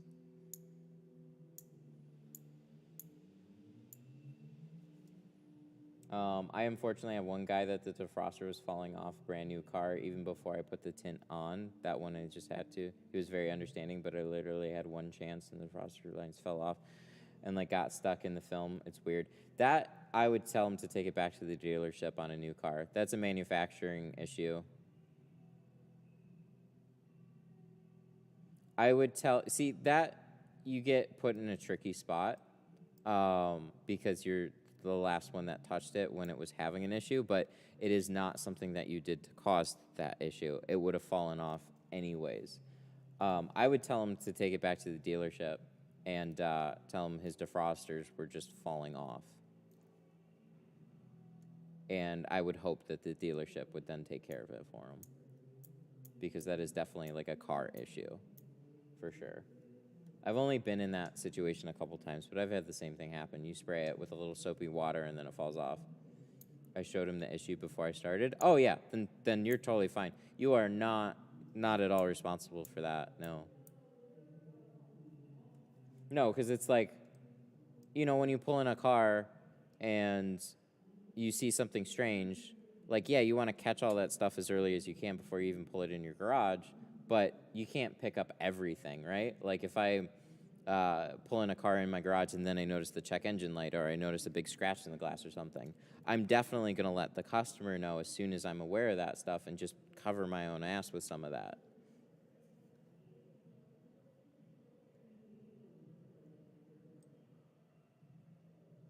Oh, he hasn't even said a word. I do a lot of work for a shop all the time. Thinks I was panicking after listening to you talk about the removal. Yeah, so there's certain things that, you know, that is more up to you as a shop to fix. Like there's stuff that happens on your watch that you may not be completely directly responsible for, that sometimes it's nice to just get fixed for them. But like generally what I'm saying is, like, you know, if you go to remove a back window and the defrosters fall off, if you were the one that, like, you tinted it first and you just did a bad job and now you're going to hold the customer responsible for, like, put them like, it just puts everybody in a bad light. Like, what is the guy supposed to do? He came in there, he looked at your review and made an educated choice on where to bring his car. He trusted you to do a good job. You failed, and then you're now going to hold him responsible if the defrosters come off. Like, just don't even bring it up. Just try and take care of it for the guy and show him a good time. You'll be like, it'll be totally fine in the vast majority of cases. But I hate when, like, just the way that was all framed.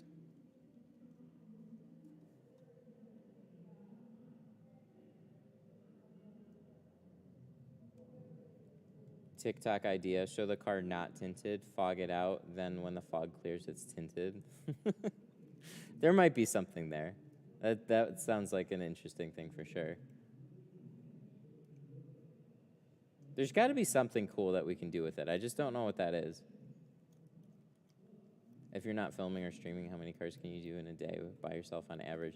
On average, I was happy with doing about 4 to 5 cars in a day was really like a pretty decent but busy day. And that was generally like without full windshield. So that was like all the sides and the rear. Sometimes a couple sets of doors thrown in there or whatever. But that's often what I had to do at the glass shop. It was like, you get there, I had about 2 hours with every car, full cars. And then there was always some extra little things spliced in there. So the time I would save or, you know, use a little bit more time on one car and then make it up on the next car or whatever. But generally, it was always like 2 hours.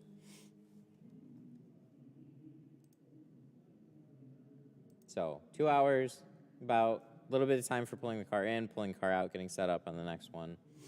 Generally spend about an hour and a half, hour 45 per car.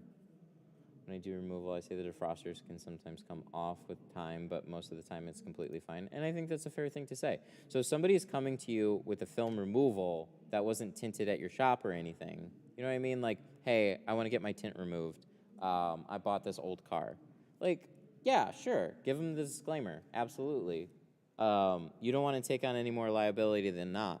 It's just when you're the one that made him have to have the film removed in the first place, like that's where I don't get it. It's so frustrating. Like I just get really surprised with some of the answers that I see from shops. Like a window will peel after like a couple months, right? And then a guy will be frustrated. Like the tenor, a lot of the responses will be like, I told him not to roll the windows down early. What do you think he did? And it's like, you could roll your windows down the same freaking day and not have any issues. You probably just had the corner crunched up and something happened. Just fix it for the guy. It's so annoying. All right. So, Detroit being a scary place. So, the shop is at right around 18 and Mound. Have you guys ever heard of Metro Restyling? This is Metro Restyling. And, oh, where's my road? Metro Restyling, Bridgewood. Oh, da. Aw, theirs pops up. Why doesn't mine pop up? Mine's in, oh, no, sorry, duh. Mine's here. I'm looking at the wrong point. So my shop is here. So I'm like literally a hop, skip, and a jump away from Metro Restyling. That's like happy coincidence. But, oh, let me make sure something first.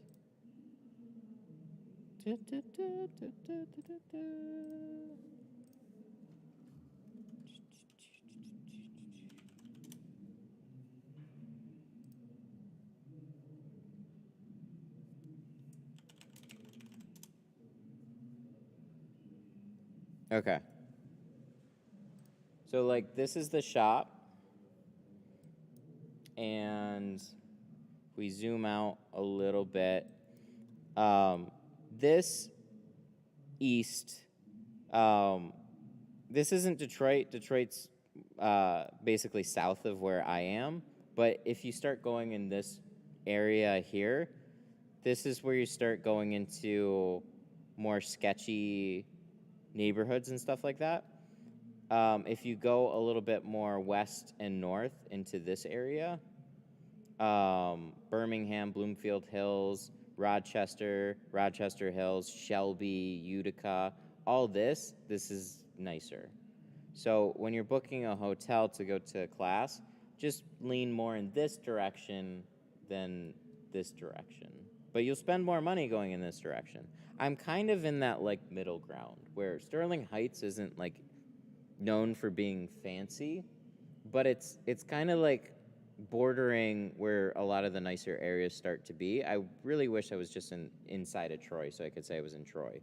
But I'm not. I'm in Sterling Heights still. I have to go a couple more miles this way. But that's just kind of like rule of thumb here. But yeah, the farther you go in this direction. But don't go too far to Pontiac. If you go into Pontiac, then you'll be real sad. So like this area right in here. I don't think you would want to book something over here anyways, but yeah. Pontiac and Detroit, they used to have like a lot of manufacturing and stuff.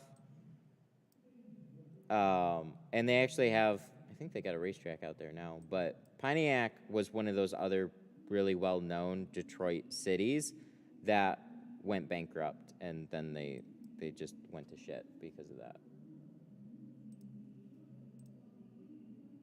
Pretty much stay in Troy, yeah. That doesn't mean you're gonna have you're gonna be scared in Sterling Heights or anything.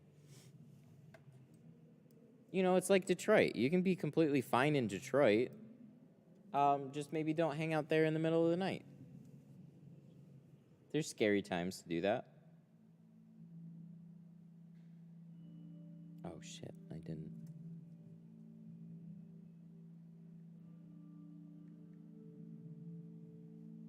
I forget. I got other stuff to do today, too. Oh.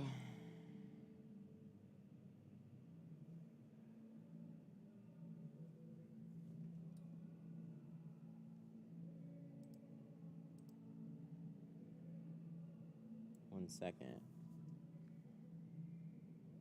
Hey, this is Matt from the Tint Studio. Hey, your Camaro is all set.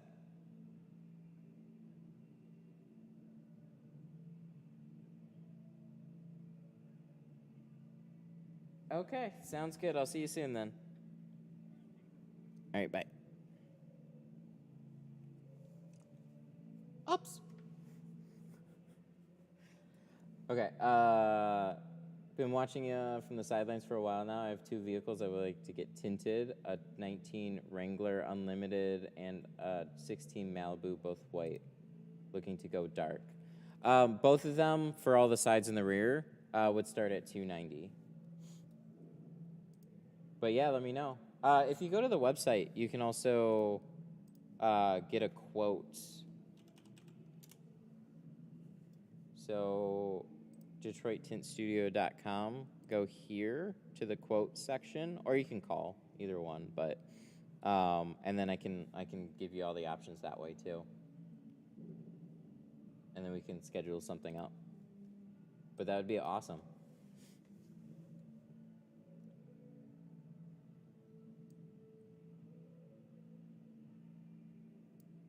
Wish I can drive there coming up from Texas, but not sure I can stay awake for so long. You'd probably have to stop for a little while. Oh, there it goes. I didn't even have to do anything. TH1SS Guy Super Chatted $19.99. This is your friendly reminder to drink water and stay hydrated. This guy. I remember a lot of super chats from you from before. I'm remembering the water stuff. Thank you so much for the 20. Remember to drink water and stay hydrated. I need to do that more. I still drink way too much coffee throughout the day, and then I get really thirsty towards the afternoon, and I'm like, ugh. So thank you for the reminder. I got a bottle over there. I gotta put those over here. Still low-key nervous about Detroit, but coming to the class. You'll be fine. I appreciate that. Yeah, I wish, because, like, you know, I went to the Chicago class, and there's a ton of shit in Chicago, right? But it doesn't have that same like stigma along with it. Not as much as Detroit. Like Detroit, rappers still rap about. Chicago definitely has some scary areas. I mean, when we went in the parking garage, Chicago was just like, part of it was really funny because, so we were at the class and then we drove in into the city and we were gonna walk around for a little while, and then we exit the parking garage and then we just feel like we're in an underground, and we're like, it says it's here, but it's definitely not here. Where are we? And then it's like, oh, you take an elevator, you go up, and then boom, there's all the buildings and stuff. But we were walking down there for a little bit, and we're like, Detroit is all on one level. Everything is all on the same playing field.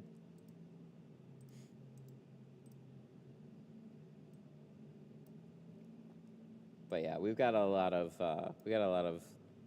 good food places to go to around here too. So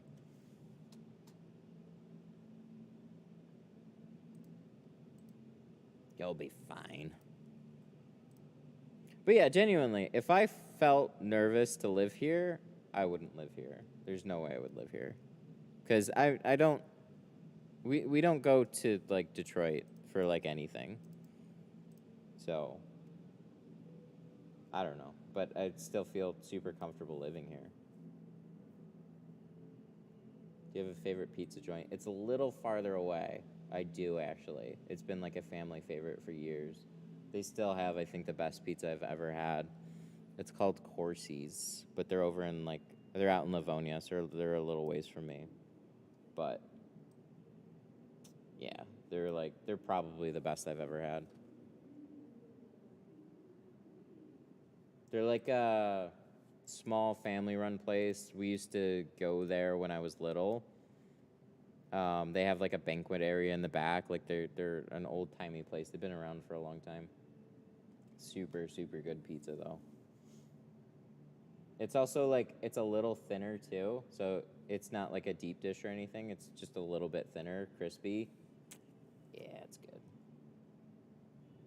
It's still, like, I'd say thinner on most of the pizza, and the crust is kind of like a normal crust size, but it's definitely on the crispier side of things. Oh, they just have such good pizza.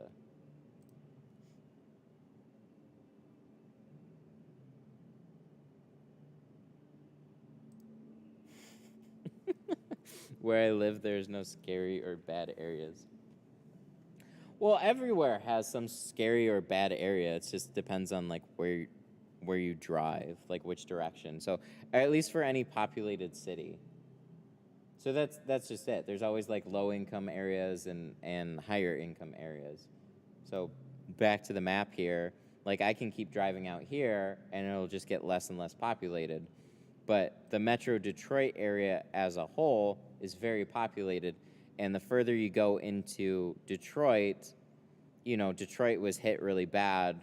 Like, it was a very rich city at one point, and then the car companies and the economy collapsed and run down a lot of Detroit. And then Detroit has been slowly building itself back up. And then we had a stupid mayor for a while. But then, you know, you start going to some of these places like Dearborn, Allen Park. There's not very far out of Detroit, and it kind of, like, then you start going a little out farther into some more suburbs. So that would be like Novi, West Bloomfield, out in, like, these areas here. You start getting into more, like, suburbs and stuff like that. And then out in this direction, you have Auburn Hills, Rochester Hills, Troy, Shelby, and then out farther and farther. It's just the more inner city points. That's where you can have some good and some bad.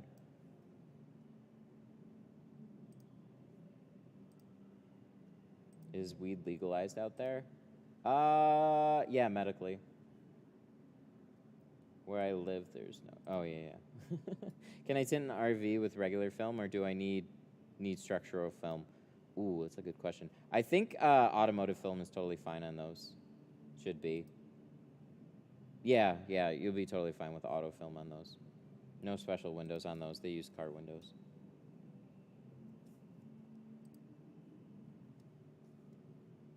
Where do you live? Are you on Earth? There's always bad areas. Our roads are terrible, though. Nope, not here. Well, dang. We're all gonna move out there where it's always sunshine and rainbows and everything's nice. Hey! Oh, that shows it on YouTube. Squee Tuck. That's a... Oh, Legends! Welcome to the Studio Insider. Oh, cool. Very cool. Welcome, man. Just joined. Love all your content and tips. To give me the inspiration to keep going. Dude, thank you. Really appreciate that. Oh, you got the emojis. We need to add to that. We can totally add emojis. Stay strapped or get clapped. Yeah, that's what I say every day when I wake up. I'm going to work, stay strapped or get clapped.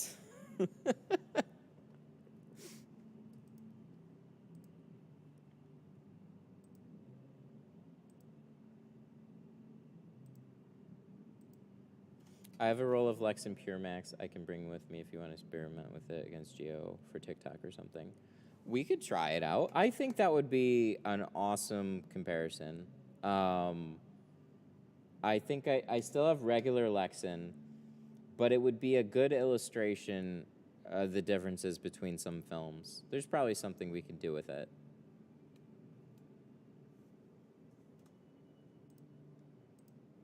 Yeah, I'm always down. Like, I think one of the coolest things about, like, not necessarily just a class, but, like, playing around with some, like, having different options to play around with. So, like, I've got a couple of trigger sprayers because, you know, I'm going to hook everybody up with, like, the kegs and stuff, and that's what I expect everybody's going to use. But there's going to be situations or, you know, ways to experiment with some other stuff just to kind of get an idea of like, oh, this is the alternative, this is why you picked that. So seeing stuff like that there or here would be really, really cool. You know, we're primarily going to be using Pro Classic for practice. But yeah, whatever films and shades, whatever else we can get our hands on just to kind of see what some different options are. That would be great. I'll bring the black magic. I still have a little bit of it. You know, speaking of TikTok, my last video did not do well. I'm sad. 23, why even post it? So this is always interesting, and this is what's so hard about guessing and trends and stuff. So we posted another video, and this one was a minute video. And so this I thought was a really good illustration of the differences between pricing and like how you want to establish your pricing for your business. And we used a black magic roll of film as an example here too. So this was, I thought, a pretty cool one, and it actually did pretty well. It's done 107,000 views. This one, I thought was going to be much stronger, or I thought it had the potential to be much stronger, because this one over here was basically 3 different shades and illustrating that your glass isn't clear.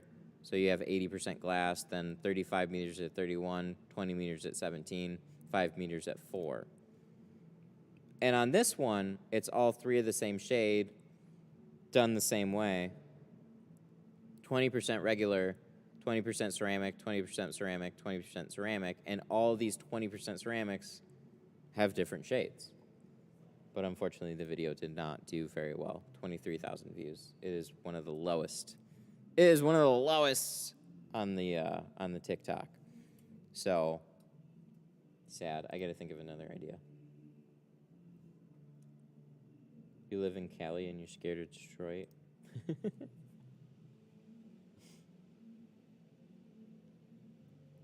I hope I don't stay strapped. You know, I don't either.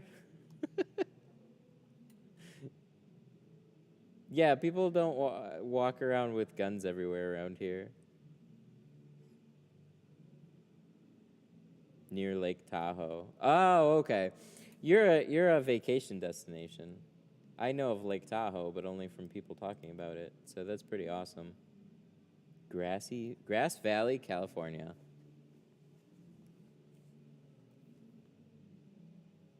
Very nice. It's just funny to hear these. I want some coffee. I mean, I have lots of guns.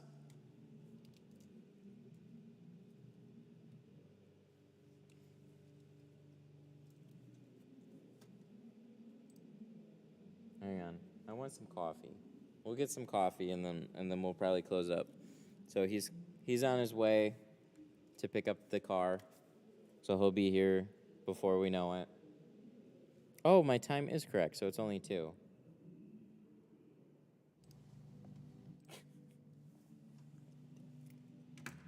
It's dead. You gotta set up a camera just for a cup of coffee.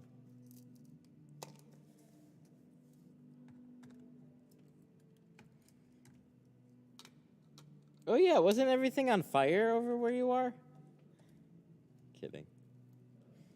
How's that going? Is that done? I haven't heard about it in a while. But I remember all that was going on.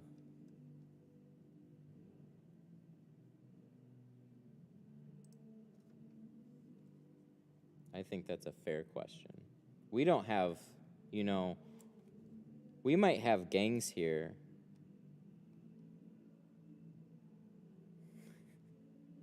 I'm sure you have them everywhere. But this is a comparison. We might have gangs here, but we don't have wildfires. Michigan is actually super safe for natural disasters.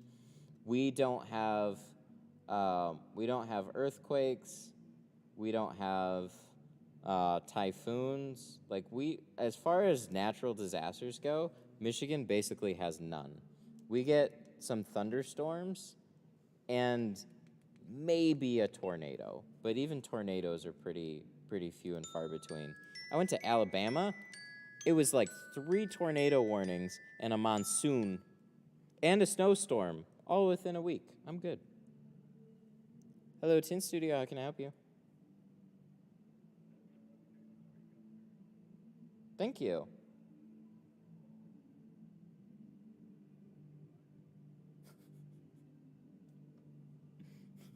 Okay. People are weird.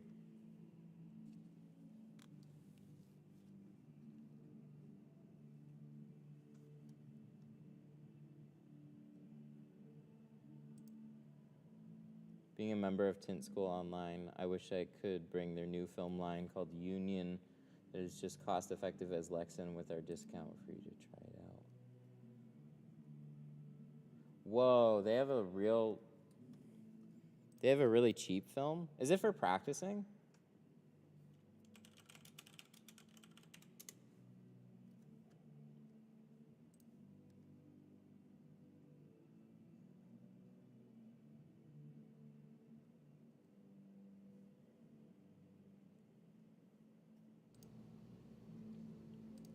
All right, I'm gonna get some coffee.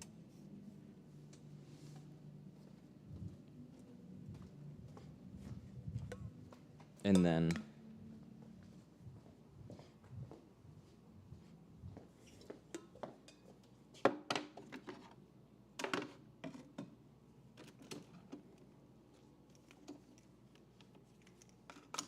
oh, that's not true. We have a trash. Oh wait, I can't use. Can I use the trash can? There's trash in there. Cool. I have a trash can here now. That's pretty amazing.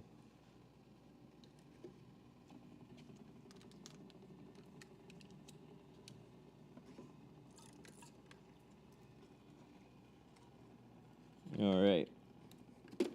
How do I get creamers out of here without knocking the other ones over? I can't destroy this. Yay! All right, that's gonna make. Okay, this is 35. Let me go over 35. 35 is not like 50. That's 35. So the stance of the car, the stance of the car, the height of the windows, the interior, and the angle that you look at the windows all make a difference. Don't forget about the water, smiley face. Uh-oh. Super. This guy, don't forget about the water. No, we're going to have more coffee. Don't ruin my coffee, bro.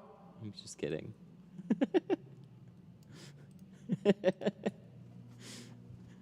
Thank you for the reminder. Where's my water? There's my water. All right, we will have sip some water. You know what gets extra annoying is like when things are colder, I don't want to drink water until my body is like starved of water, and it's like, okay, you can't live on coffee. Caffeine dehydrates you. I know, but I drink it like water when I'm at work. It keeps me going.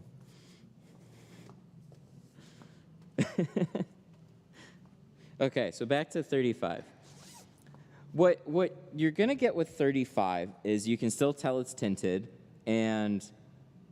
but when you look through it, you can see more colors. I can see like the shape of the steering wheel. I can see some accents on it.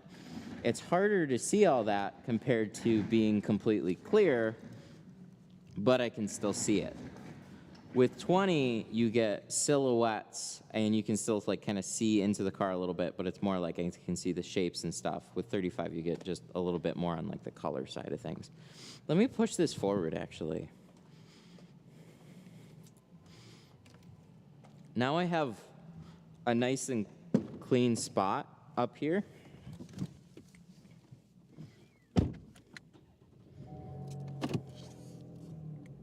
And I got some new lights, so let's see what it looks like under some like clean lights.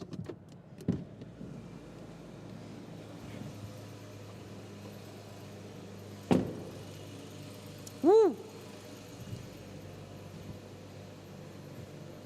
Now it'll look a little bit sharper without the overhead. So again, I can see all that because we didn't do anything on the windshield, obviously, but compared to that, I can see the steering wheel, I can see some of the interior and stuff, but I can definitely tell it's tinted. Now, when you look at it from this angle, those windows are definitely going to look darker because you're looking into a dark cabin. I think 35 is really a nice shade.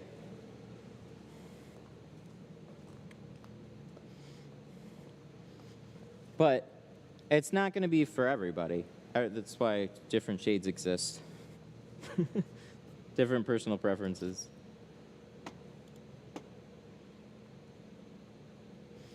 How much is a 35% tint for the windshield only? It would be $150 for the windshield. I drink so much damn water. That's smart. I'm not smart. What a difference, though. This light, so this overhead light is really to see a lot of the imperfections on the tint. And then when you pull it into a much sharper light, you can see what everything's supposed to look like a little bit more out, like it's out in daylight. It looks completely different.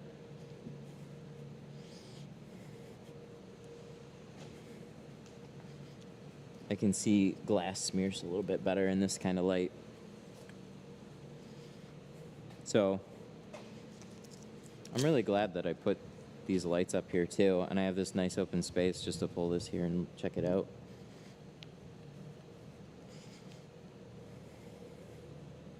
I've got a different glass cleaner too. We've got Windex, and then we got this Sprayway.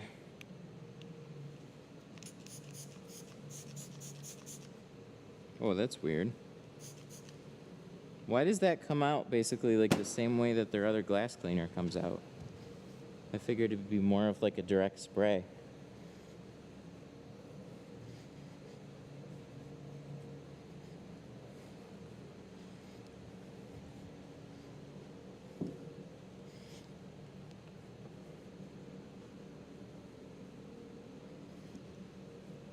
Yeah, that is weird. I thought it'd be more of like a Windex bottle.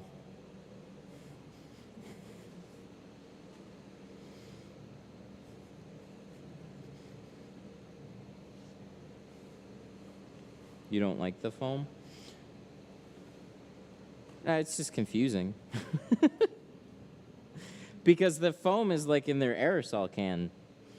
So like to have a non-aerosol can and then you still get like a weird, I don't know, that's weird. Yeah, it's just a little weird to me. I figured they'd make a traditional glass cleaner that's basically on par with their other one, but I don't know. Let's do ammonia Windex, which is perfectly fine on the outside, just don't do it on the inside.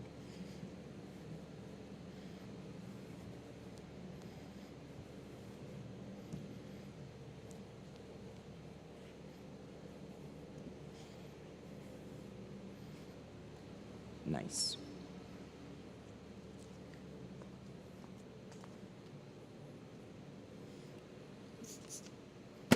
Okay. Get this little shimmied up.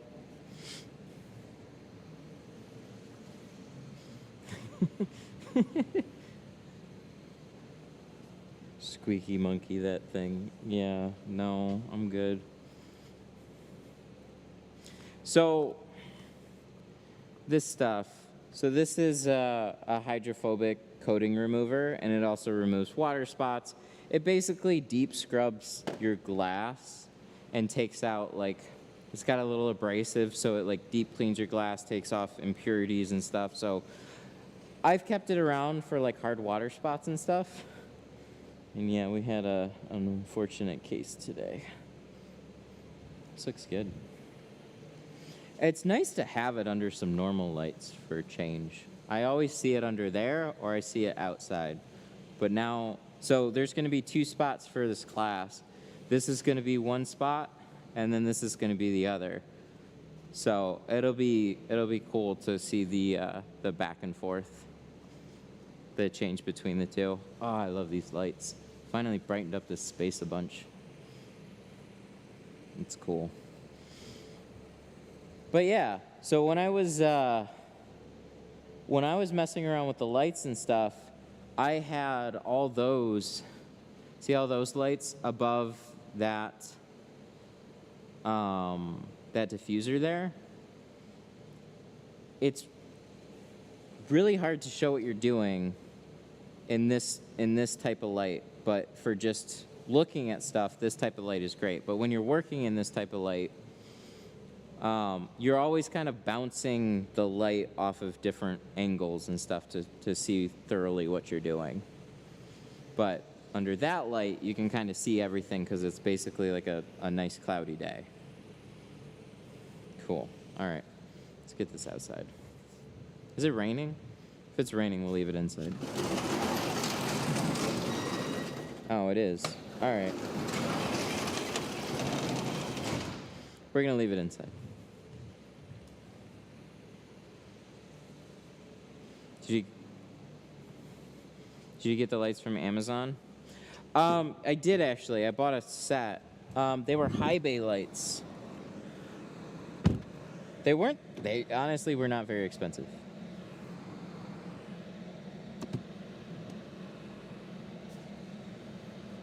All right, so we're just gonna get this pointed kind of towards the door, because he's got a couple things to put in here when he gets here.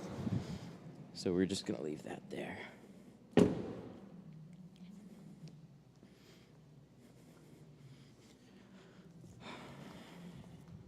I'm trying to think of what how much they were. Canon. Oh wait. Are you scared when a manual comes in for Tint? No, I love it. I actually know how to drive them. My first, the first car that I bought was a manual. So I learned how to drive it just on the road. Let me see how much they are. I think they're like $50 a light. And then you could get like a pack of 8 for a little bit cheaper. They're 5,000 K.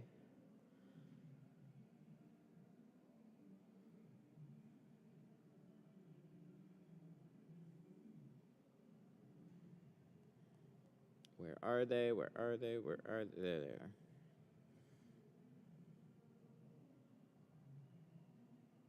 It was $450 for a pack of 8.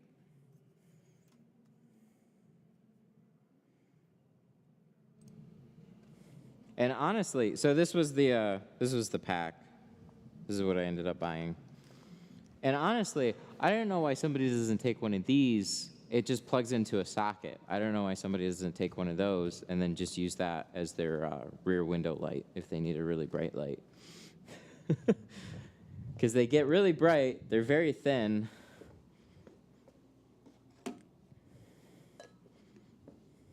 And yeah, they work really well. How long they'll last, I don't know. That's always the question. But yeah, these were the high bay lights that came in here, all the rectangular ones, and they're just matched up with the same color. They're 5,000 K, so I just left those where they were, and then I put some circle ones in there to fill it up. So they don't give off quite as much light, but you just put a whole bunch of them up there, and it does the job real well.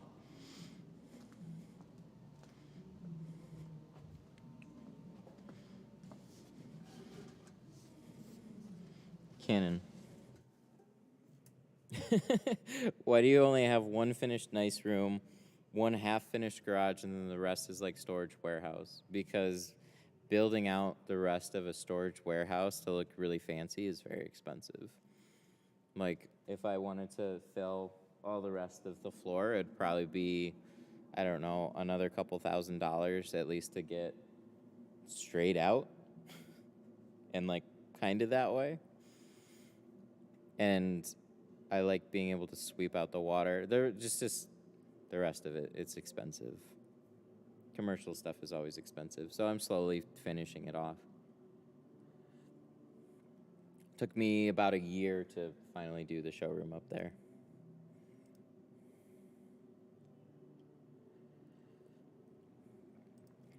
Commercial stuff. How many thousands?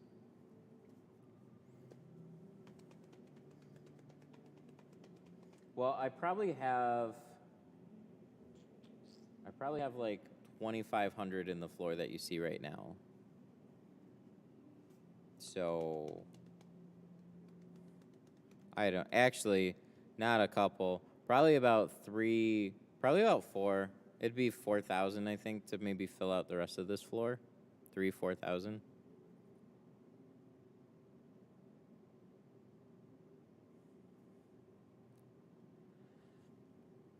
Do you work by yourself? Yep.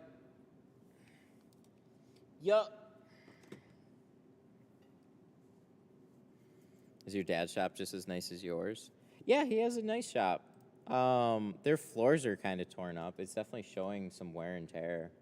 But everything was really nice. They had floor drains too. But we always had to, they never did the floors right, so all the drains were a little lifted, so the water would settle away from the drains, and you have to sweep the water into the drains. And then there was also a sewer in there that would really stink up after a while.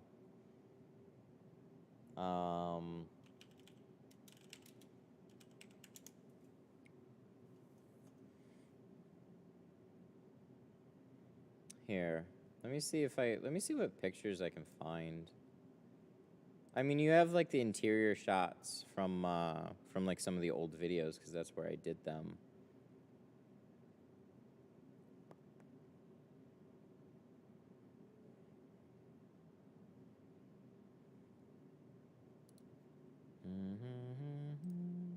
Let me go to their maps? Maybe I can see.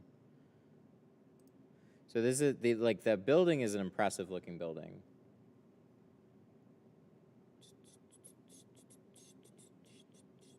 Where's my window? Desktop. So this is the outside. You can tell that because they're outside.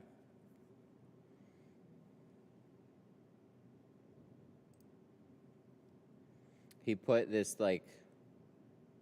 oh, I wish this photo would clear up a little bit, but they put this giant sign out here, like this mural that you could see right from Telegraph.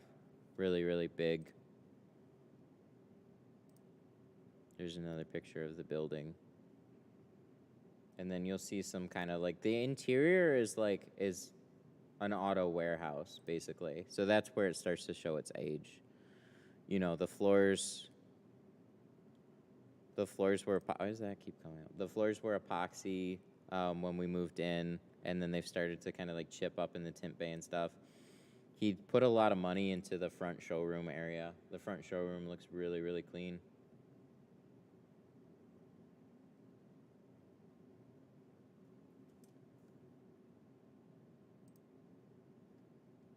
These are going to be all customer photos over the years. So this is the counter area. So you have fancy lighting in the counter, custom counter, accent pieces, all these things up here. It's a real clean looking showroom.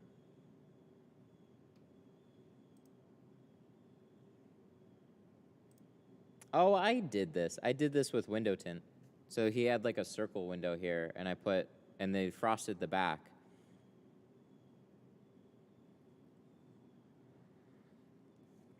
And then I was getting into tint graphics, so I cut out the Auto Tint City logo and I put it on the circle window. I did that one.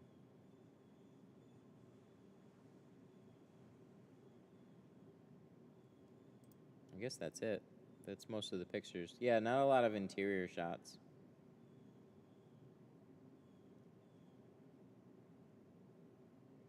But yeah, it's a 6,000 square foot building. One big bay door to get into the place. So that was always kind of annoying.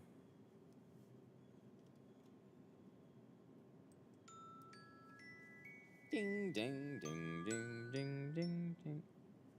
Hello, Tint Studio, how can I help you?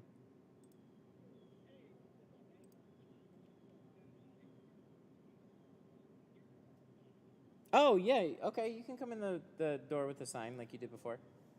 Yeah. Oh, which one? The side one or the showroom?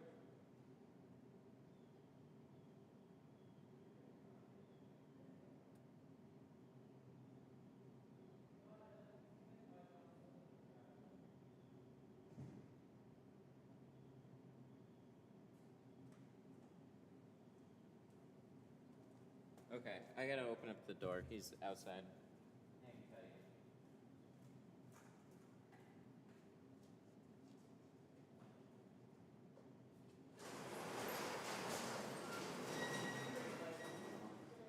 Try actually load up your stuff. You can do it here. Nice, thank you. I was still streaming actually, so I don't know if you mind or not. I don't care. It looks nice. Okay, cool. Then I'll just leave it running for now. Looks really good. Yeah, it turned out great. So, yeah,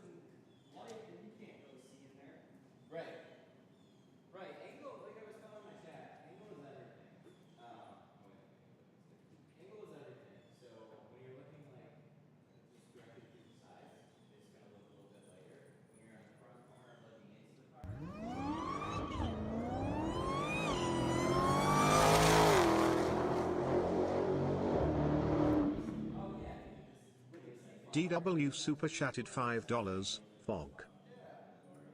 I was blown away like 2 months ago when it had it, and I'm like, wow.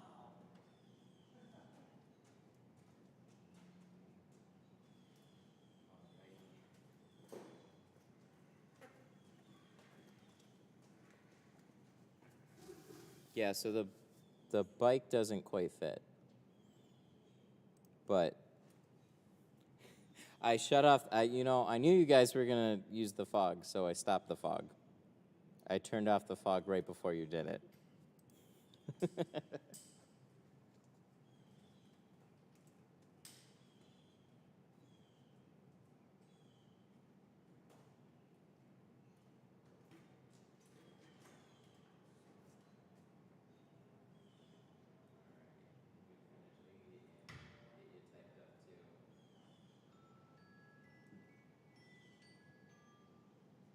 Hello, Tint Studio. How can I help you?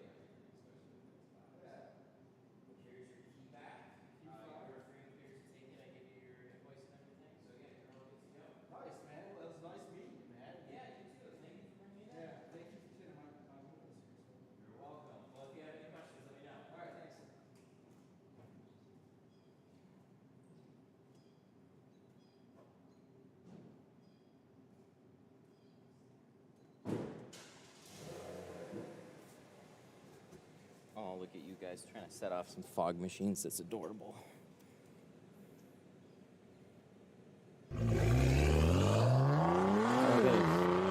Too many things. Thank you. Lay up. Laid Up Customs super chatted $9.99.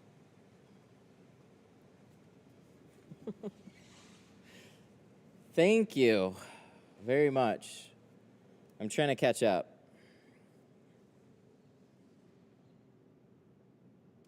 I gotta message this one guy because he just called.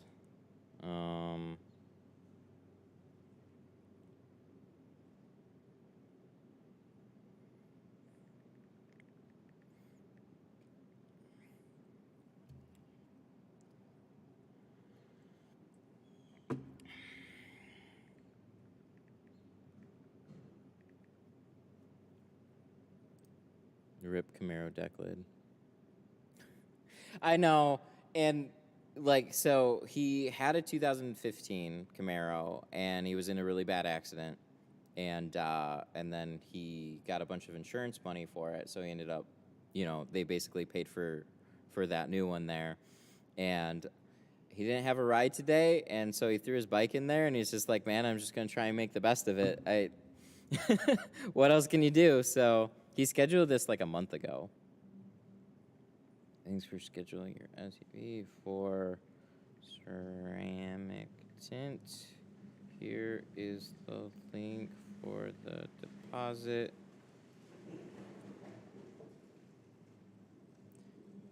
Monday the 28th at 10 a.m. Let me know if you have any questions.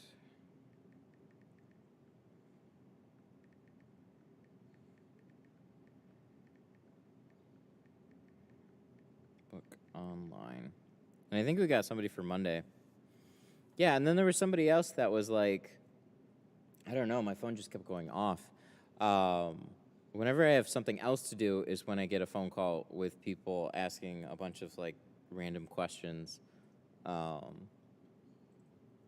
So explaining to people that I'm booked out till the 28th right now, which really isn't all that far. That's what, a week? It's a week at this point, and there's shops that are like, yeah, booked out like 2 weeks to a month. Somebody calls and, oh, that's the epoxy floor thing. That's for neighbors. Hopefully they're done.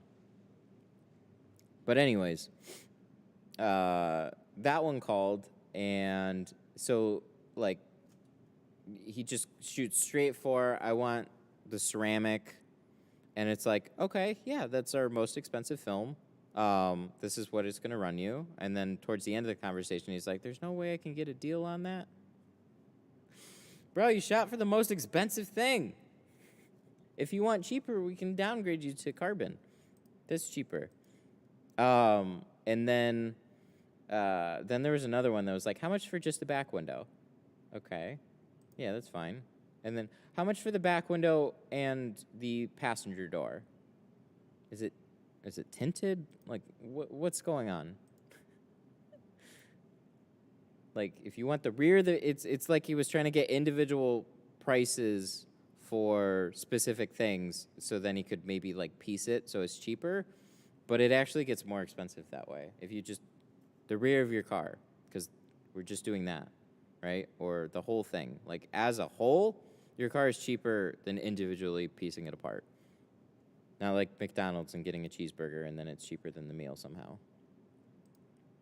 Any promo codes for Sun Distributing before I place this order? Unfortunately, I don't have any. The best that they have right now is the free shipping over like $50 or something. They were trying to do free shipping on like every order and stuff. It's tough for a lot of tint companies to do like promo codes and discounts and stuff because there isn't a lot of margins in the tools that they sell. So it really depends on what they're selling, and the price that you're getting them at is compared to like what they pay for it is like they run on not a lot of margin. So $10 flat rate under 50. Yeah. $10 flat rate if you're under 50, and then over 50 you get free shipping. So, because the shipping costs are actually expensive. So like if you have like a $51 order, they could easily pay like over $10 and then lose margin. So yeah, you know, for as expensive as tools get, seemingly, there's not a lot of margin on all of them. You either have like to the sundistributingdirect.com.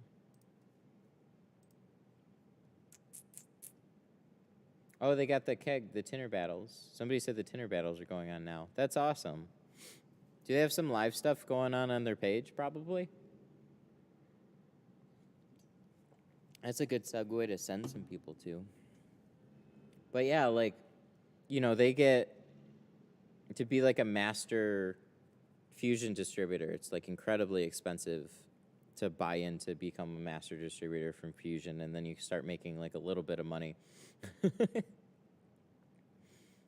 But yeah, it's that's why you don't really see a lot of tool companies, or really any tint tool companies, selling on Amazon.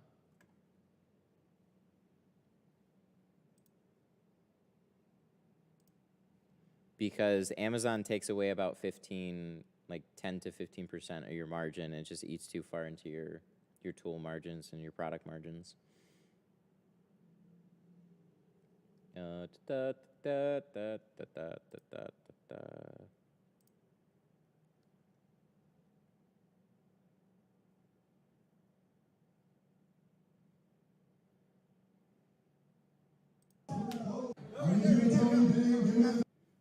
Desktop.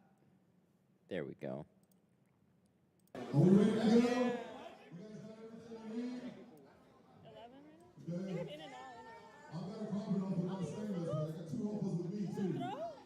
Oh God. I bet their Wi-Fi is just gonna be. I bet their Wi-Fi is just gonna be completely crushed. I heard somewhere in the neighborhood of like 500 people expected to be going to this, which is just crazy.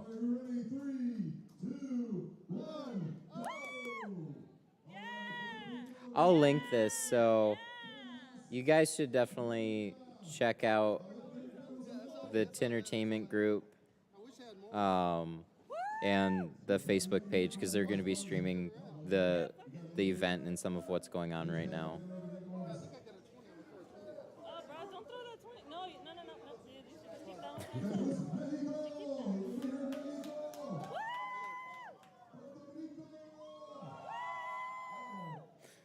It's good stuff.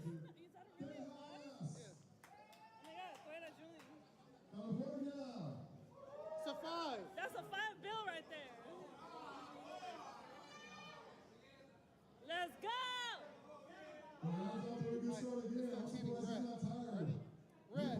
Red.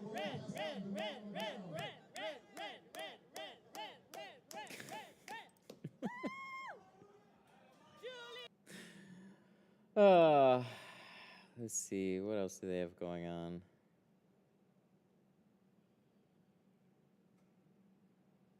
Yeah, there's a whole bunch of stuff. It looks like a really cool hangout place, for sure. Some special edition kegs.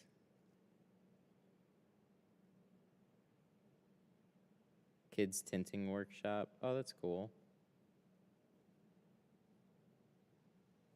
Oh, did you see this? This is nuts. Tint Wiz wrapped an entire trailer, from what I know. That is expensive right there.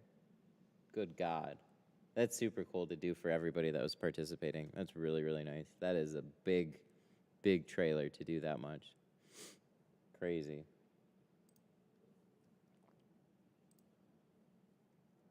Pat's there? Yeah, a lot of people are there.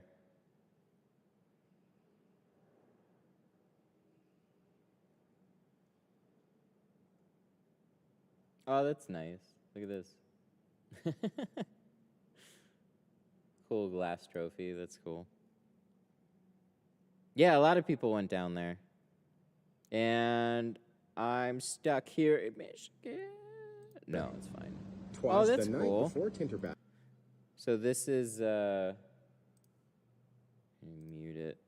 Look at that. Oh, that's super clean. Is that where they're doing the whole thing?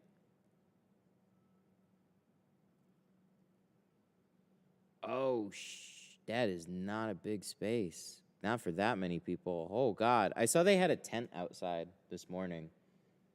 So I think they got a bunch of stuff set up to do it here. I didn't realize that was like I hope that's, I mean, I'm sure there's more to it, but if all the competition is happening right there, I mean, that looks beautiful. That is a wonderful place to work. That is not very big. Women's calendar. Oh, God. It is in the front. Just the audio is so loud.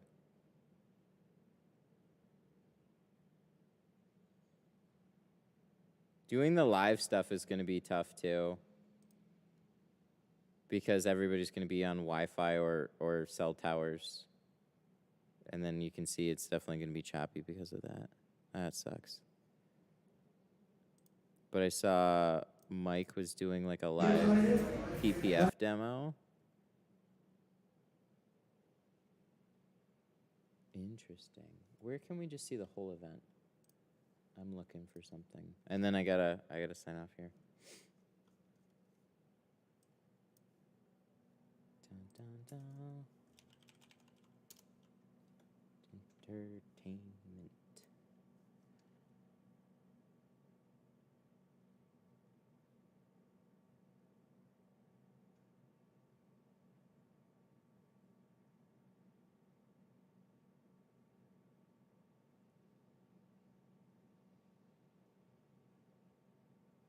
Yeah, there's the one we just saw.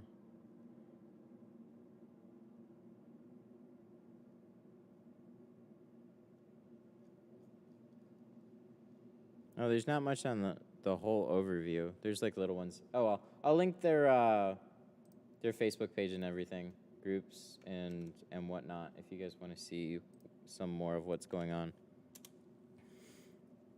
How much was your banners? They were sent here actually. So all the banners that you see on there, I don't know. I'd ask the companies. So like the Sun Distributing, Tint was nice enough to like surprise me with this banner a while back. Tint Depot sent over this one, and like Plotter Depot, and yeah, they sent all these ones here. I don't know how much the banners are actually. Probably like 50, 60 bucks. Damn.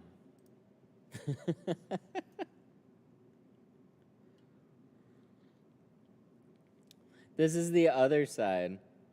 This is the other side of that that trailer. And then you have Mitchell Goldman here. Y'all better be behaving here. He's right. That is the best side. Dude, that guy. I'm always laughing from that guy. Alrighty, we gotta shout out some super chats here. In my town, they're about $8 a square foot.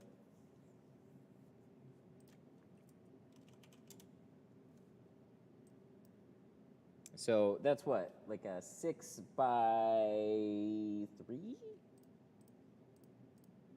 times 8. It's like 100. Oh, wow. So like the big ones are like anywhere from like 100 to 150, if that's about right. So imagine all that printing cost for that trailer there and time. Holy shit, that's just unreal. You get monetized for YouTube? Yeah, for a long time. Next Monday. No, so we are doing classes on Monday. So Monday, Tuesday, Wednesday. There might be some random surprise stream, but I don't have anything planned. I'll just like, oh, a surprise. What is it going to be? No, I don't have anything planned. If it kind of looks like there's something that we could do, then I will. But this is a class where I really have to focus on teaching people. So that means I don't have time for basically anything else. It's all going to be focusing on the people that are here.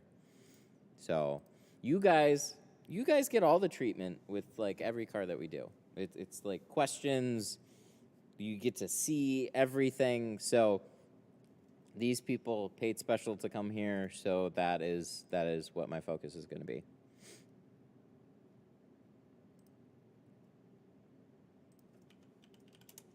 So there's probably going to be a lot of like random, not downtime, but just like, you know, walking somebody through doors, cutting, do this, not that, answering questions. Like, it's going to be really scattered and messy. Like, there's no direct focus. It's just helping these people get better in whichever way that I can.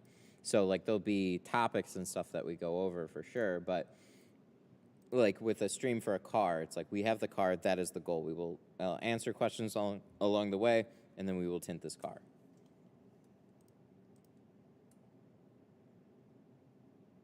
Alrighty, so we're going to shout out some supers.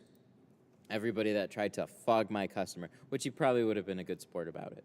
But I was standing there talking to him, and I'm like, somebody's going to try and do the fog machine. I can't let that happen. All right, so Laid Up Customs, DW, this guy, Legends, for becoming a member, thank you. This guy, DW, RGC, Classic City Tints, Nick Doolin, Michael, Sean, thank you guys. Thank you guys so much for all the supers today. There's a whole bunch of them. We really appreciate it. Hope you had fun. Go check out the Tinter Battle stuff. Carlos put a lot of work into that. So did Tint Wiz and everybody else that is supporting it. So probably the best places that you can do that is going to be in their Facebook group, which I will link here. And then also the Tintertainment page. Let me see if I can find the page here. Yeah, here's the page too. Oh, it's gone. There we go.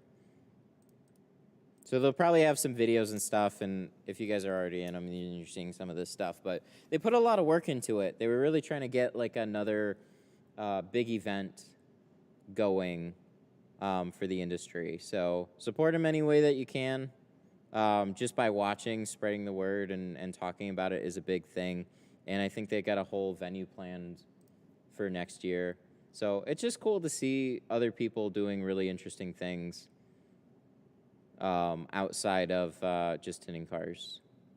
So trying to be more like networky and stuff. Looks fun. Looks really, really fun. So if you're in Florida, wait, I think it's sold out, so you can't go.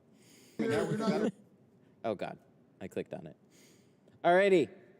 Well, I will see you guys later. Have a good one. Probably see you Thursday. Thursday we got a cool job coming in that's been about a month. A couple months. He ordered his car and he's finally getting it delivered. So we should be doing that on Thursday.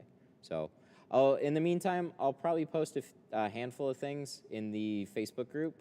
So the window tint stuff group in Facebook. So you can check that stuff out when I do. And then I'll see you Thursday. Bye.